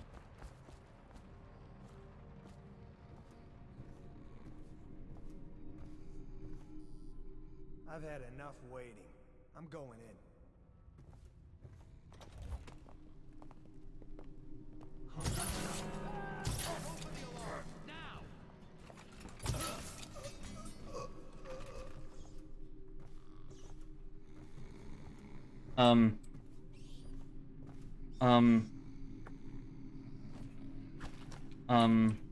There's a guy missing. There's a guy missing. He came in this room.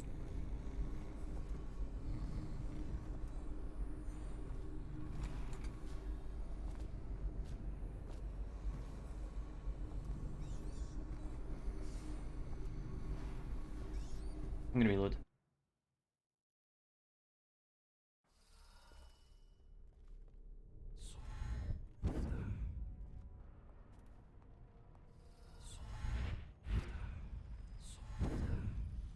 I trust you. Uneventful. I hear the watch is having trouble holding the side streets. Bunch of children playing games, that's all. Good, good. And your niece, Callista, isn't it? I'm very concerned about her. She'll be found. My men are searching district by district. The poor girl. Callista's a resourceful one. Probably found a safe place to hole up in all this chaos. If my overseers hear any word, I'll come straight to you. Time for drinking. I hope you won't refuse. It'll make this business pass all the quicker. Locked? One of the servants must have been in here. Let me see. It seems I have the wrong one. Not that one. No. Ah, here we are. Now if you'll join me. Men will come get you when we're finished. Keep each other entertained in the meantime. I don't understand how this got so unpleasant. Oh, I agree, I agree. A whore dies and suddenly this. Will you have wine?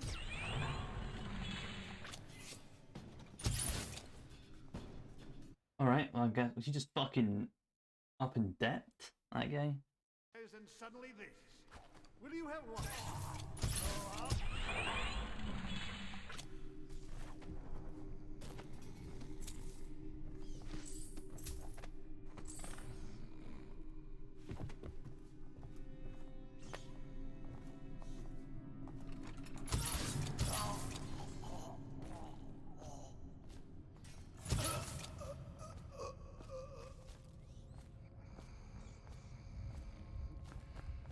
I am going mad. That guy just doesn't have a body. That guy just doesn't have a body. I want to see what happens to him. Suddenly this. Will you have wine? Oh, I'll...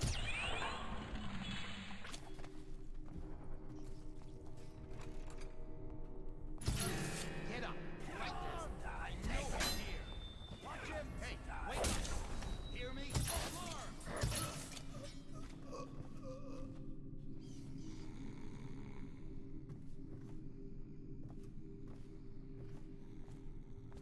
Alright, they're all here now. Okay. Thankfully.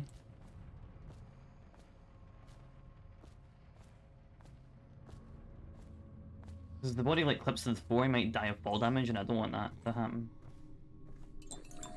You know?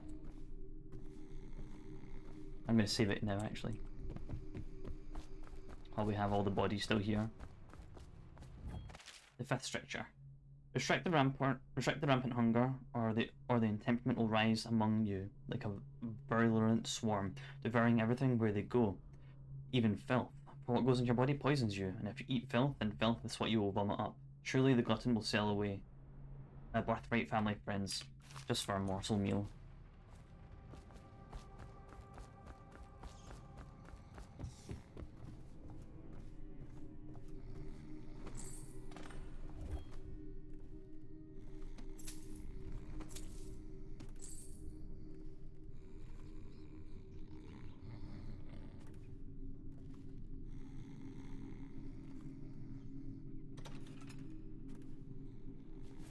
Timing on that.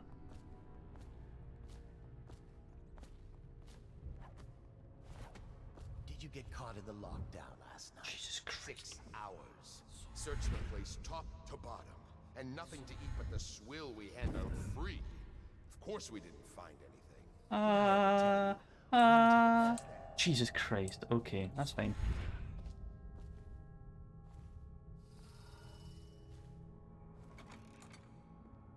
Back to the beginning. It was Martin's plot to break him out of Coldridge Prison. That's clear enough. But why Corvo? The one man feared throughout the Empire. He's as skilled as they say. He got through there with half the watch looking for him. He had help, yes, but how far does it go? The trail goes to Martin, but Martin knows everyone, everywhere.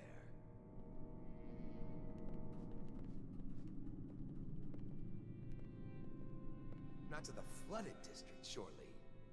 Or did he?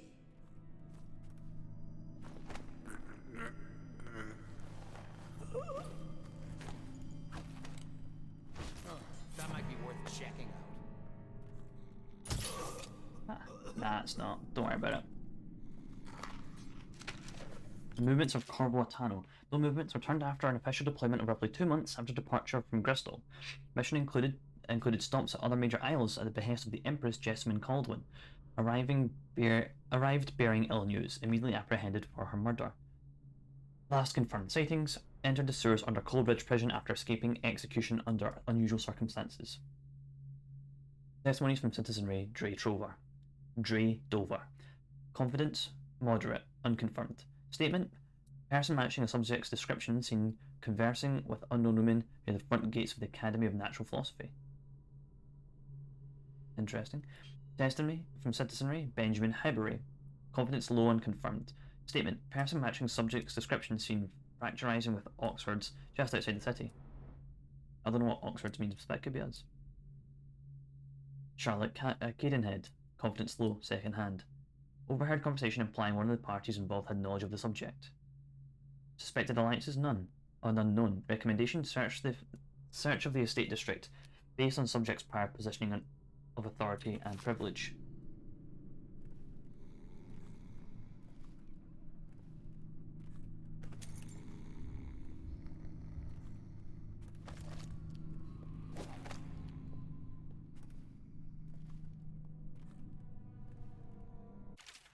The heretic brand is reserved for those overseers who committed heinous acts against the order, but have not broken codes that would otherwise result in execution. No contact, aid, or shelter can be given to one bearing the brand. That person is forevermore unwelcome into the Abbey and its affiliates. When used, the brand is applied to the forehead, and so all can see the signs of the recipient. The chemical compound acts immediately, scarring the heretic for the remainder of life. The interrogation room here at the office of the High Overseer stands ready for branding ritual. Should the need arise, the recipient must be strapped into the interrogation chair and restrained as the brand is applied. The heretic brand itself is to be stored in the same room. Excuse me, man. My good sir?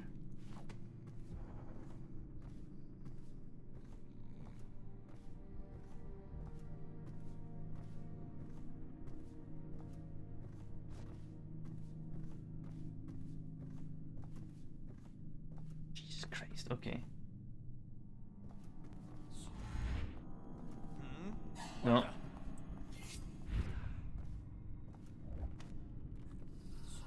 Just go on the fucking roof of the front of the doors like here. Somewhere, scum.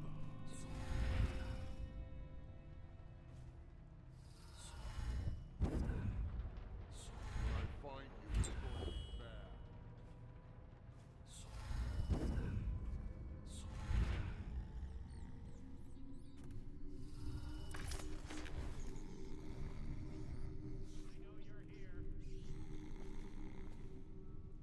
Shout if you see him. Where are you?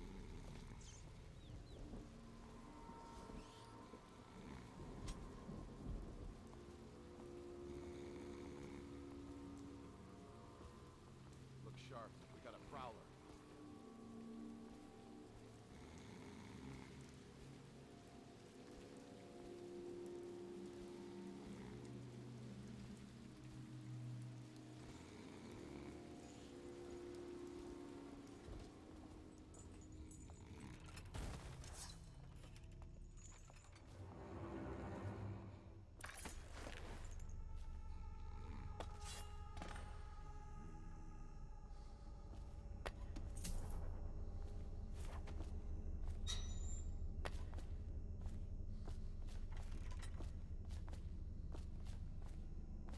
What's up there? Okay.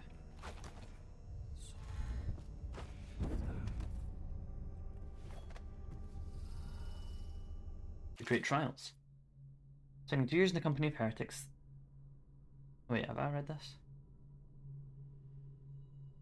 No.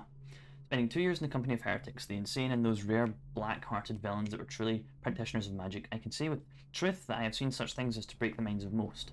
While the trials and burnings weigh heavily upon my heart, I must chronicle what has been a unique opportunity to witness the multifarious perversions that the outsider bestows upon those who seek his black counsel.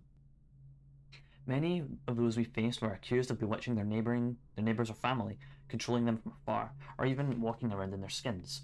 I have seen this with my own eyes, as one woman slid into the form of another, prowling unseen until a vigilant overseer struck down both the witch and our host. You gotta go, have a good rest of the stream, have a good night, Ironhawk. We're ending the stream after this level anyway, so don't miss much. Others detailed herein were found to stand in two places seemingly at once, or to vanish from one place to appear in the other. Two places at once, that's what Emily can do in the next game. Our work was dire, we knew. Our work was dire, we knew. Or if the followers of the outsider can truly inhabit the skin of another, or move from place to place like the wind, then how can we hope to erect walls to keep him out? It was these trials that first led us to investigate barriers beyond the physical.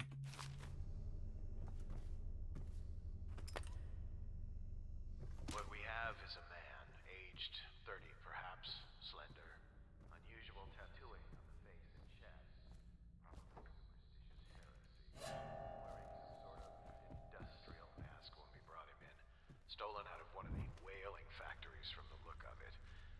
You're one of Dowd's men, aren't you? Caught at last? Give us a name at least. What's wrong with his eyes? Opium? Laudanum? Are you with us? What's he doing? Some kind of fit? He's gone. Here it is, a pin, hidden in one of his gloves. Subject has administered some kind of poison. The effects seem to have been lethal. The heretic brand is reserved for those overseers who committed the heinous acts. I've read this one, right? Yeah.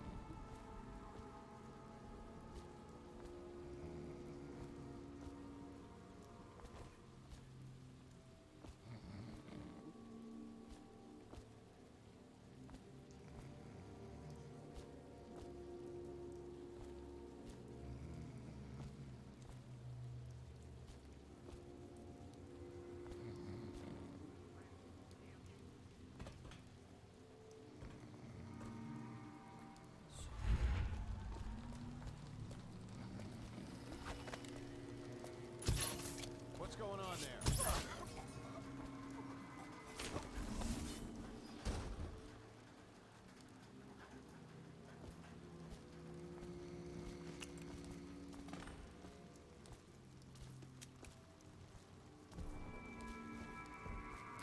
Absolutely nothing is going on here. You don't need to worry. Please, she's my sister. She's not a witch. I know her. Out of the way. You expect preferential treatment just because you are her brother? She will burn. By the outsider. Charge! To me, you're going down!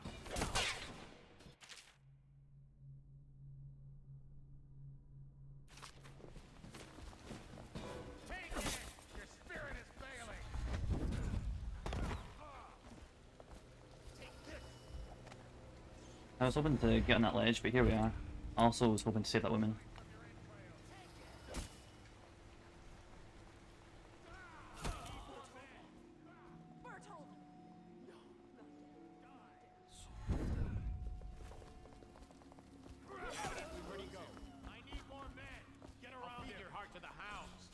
Why did he die? Okay,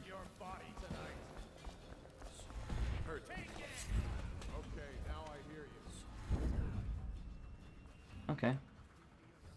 Guess I couldn't have those people When I find you, it's going saved. Ah, well. That didn't have enough. Sleep darts. Damn me and my pockets with bottoms.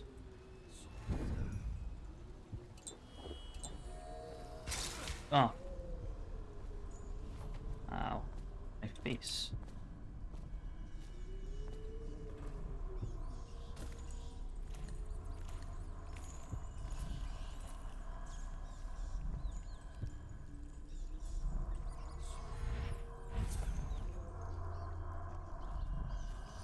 More tools. We're going to need another shipment of tools to destroy these accursed bone charms.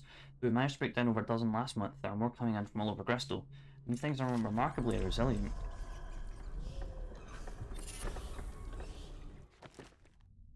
Drinking from Princeton's treasure small mint fell. Except from the report from the Office of the High Overseer. I was asked should we not tolerate possession of simple bone charms among the populace. Surely this is a trivial matter. Merely a cultural practice seen across the Isles, not as terrible as the creation and commentary of more complex occult runes. Such an insidious question. A foolish distinction weakens our mission, while the stench of the outsider grows thick around us. Perhaps, as some claim, our ancestors tolerated these cursed practices during the times before our modern empire arose, to ease the lives of the lowliest serfs as they paved the road to civilization. But there is no excuse for witchery in this brighter industrial age. Having educated the trials of many heretics myself, I swear that the rise, as the clarity of pain took their lives, was grateful to be liberated.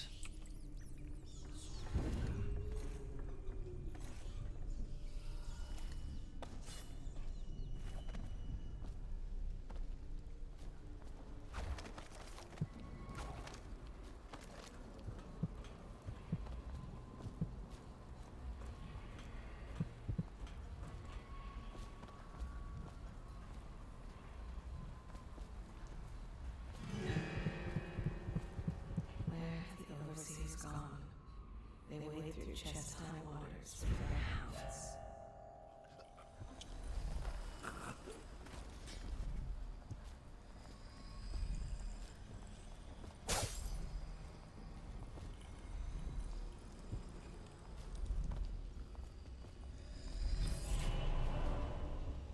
Music box. I'll left you a copy of the ancient music so you may familiarise yourself with it. With the principles I'm employing in this latest variation of the Holger's device, or the music box, as the men call it. As you should know, it produces harmonies that render heretical energies or magical inert through the counterbalancing of mathematical principles. Read the book and make yourself useful by finding us some subjects to test it on. The city is choked with corruption and superstition, so I trust you won't have to look far. Ah. Exploding hounds. I've seen the harnesses you've been devising on that workshop of yours. If you plan to strap explosives to my precious hounds and making living bombs out of them, you can count me out of your plan. I'm the master of the hounds here, and without my training they'll never do as you request.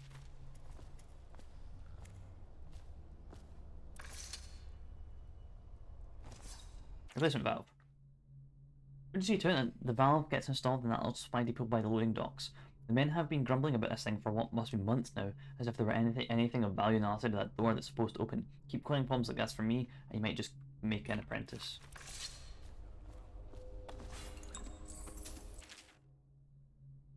The Metaphysica Mysterium. They said that we should not sully our hands when combating the forces of the void. My studies have been deemed heretical by my brothers, but the rewards have been invaluable. I have harnessed the same energies employed by the outsider and his accursed followers while avoiding the corruption. I will prescribe a twofold method in this text: indirection.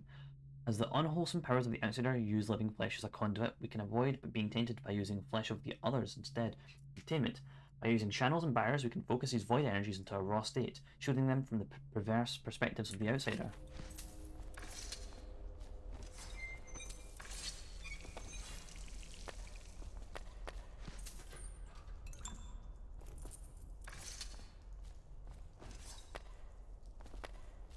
Concerning crossbows. We initially thought it a great find when we came across some of the crossbows that the assassins have been using to harry our pistols. The models we found, however, have proven lacking. The Oudsmen have greater accuracy and range, and I swear their reloads faster. Theirs reloads faster. I'm recommending that we stick to pistols and sabers and count this as a lesson in where our strengths lie.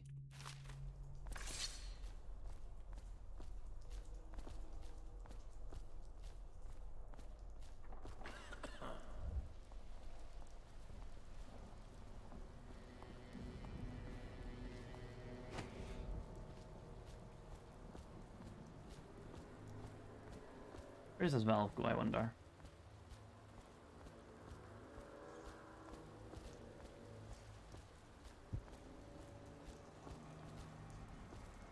Right there. A replacement for this valve. The door finished the workshop. Once we install it, we can finally see what's been festering in the supply depot for the past year. Come see me when you want it.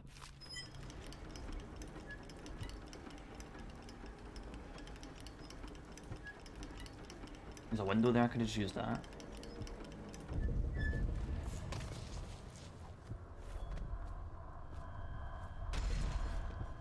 Hiding place. I managed to steal away one of the charms that were smashing in Warehouse A. Smashing them! Such beautiful and powerful things, my brothers have no idea. They'll never find me back here though. No one ever comes back here. I can brick up the door and they'll never find me. It's all mine.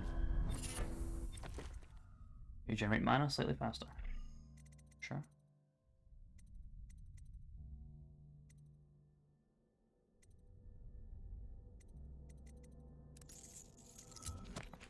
Carrying corpses. I don't really carry corpses, do I? Call to the Spheres. I've seen this one, right? Yeah. The Outsider. Excerpt from the Diary of a Known Heretic seized before his execution. For most, the Outsider is nothing but a child's tale meant to instill fear that beyond the family, the community. When I was young, my mother and I were on the run, moving from one village or sea town to the next, camping in the woods for weeks, always with the cursed overseers at our backs. At night, she told me of her dreams, of the empty place where the Outsider whispered to her. With each visit, her craft grew until she could see through eyes of moss unlock a door or window latch from the outside of a house. I will find this empty place. Somehow the key will open the void. The key to open the void will fall into my hands. In time, I will learn the secrets, and he will call to me as he called to her. Call me a heretic for my studies. Drag me to your cold stone cell, whip my flesh, and put me on trial as an apostate. Burn my body to ash. But I will continue to seek the realm of which my mother spoke. It is my meaning of life.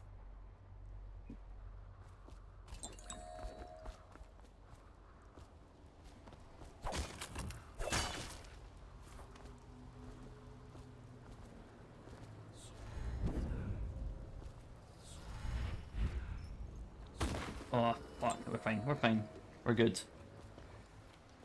Hey, Corvo. It's Samuel. I'm here. From the way I hear it, Campbell lived a pretty posh life. Maybe it's not my place to say, but men of the faith shouldn't live like barons. You ready to go? Okay, let's go.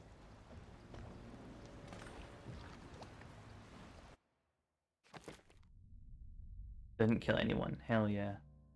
Dead or unconscious bodies found. 13. People have seen 13 bodies. Oh well. It's fine. Special actions helped Guy fight the street gang. Rescued Griff the scavenger. Branded Campbell as a heretic. And saved Captain Colonel. Got all the bone charms. All the shrines. All the paintings. All the runes. Not all the coins though.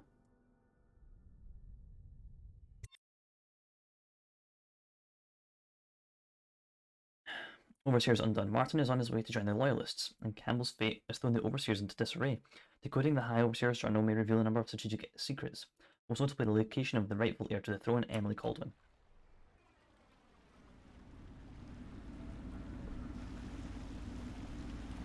Admiral Havelock and Lord Pendleton are in the courtyard. I expect they'll want to congratulate you.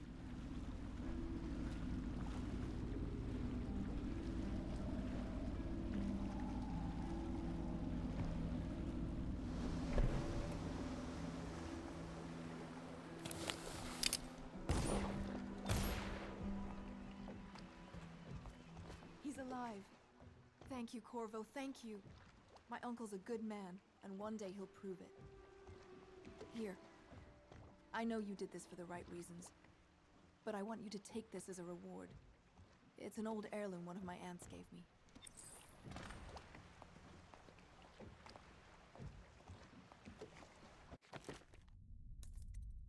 We've got 4 runes, fantastic.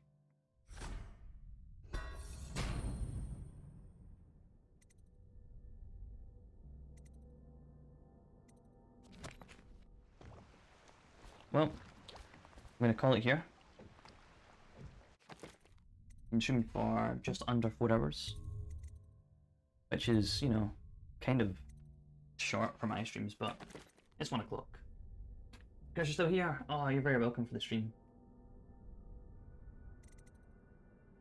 It's been hella chill. It has been really chill. I've been reading all the books. Like, when I first played through this game, I didn't really read much of the book, but the more I got, the more of the games I played, like the more they came out, the more I got into the world, and now I've been.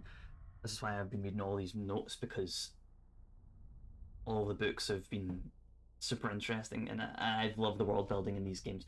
And I think that the world building just gets better and better as the games go on, and I'm looking forward to playing through the rest of it. I'm sorry if it's been boring. I'm sorry, but that's just how I play single player games, slowly and carefully. I'm glad you've been enjoying it though. Not boring at all. How'd you think so? You love these types of games. Yeah, immersive sims, man, are so good. I just recently finished playing the Deus Ex, the modern Deus Ex games. Man, those are so fun. They really scratch my Dishonored itch, but I don't think anything can compare to Dishonored. Playing Dark Souls and reading all the item descriptions. Yeah. That's cool. Oh yeah, Dishonored is one of my favorites. People say, what's your favorite game?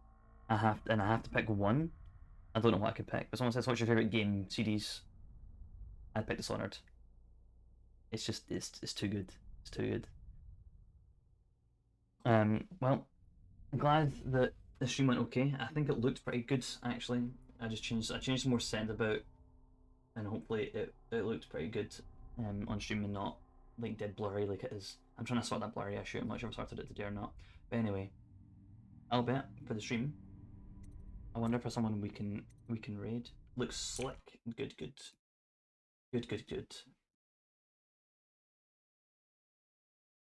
Let's see if there's someone we can raid.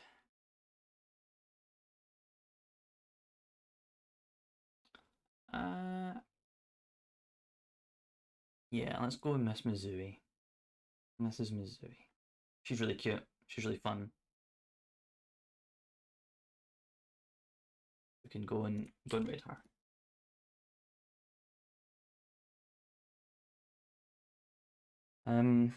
Yeah, I'm glad you guys showed up for the stream, and hopefully next Sunday, or this Sunday actually, we'll play more of it. Anyway, I'll see you over there. Sunday morning.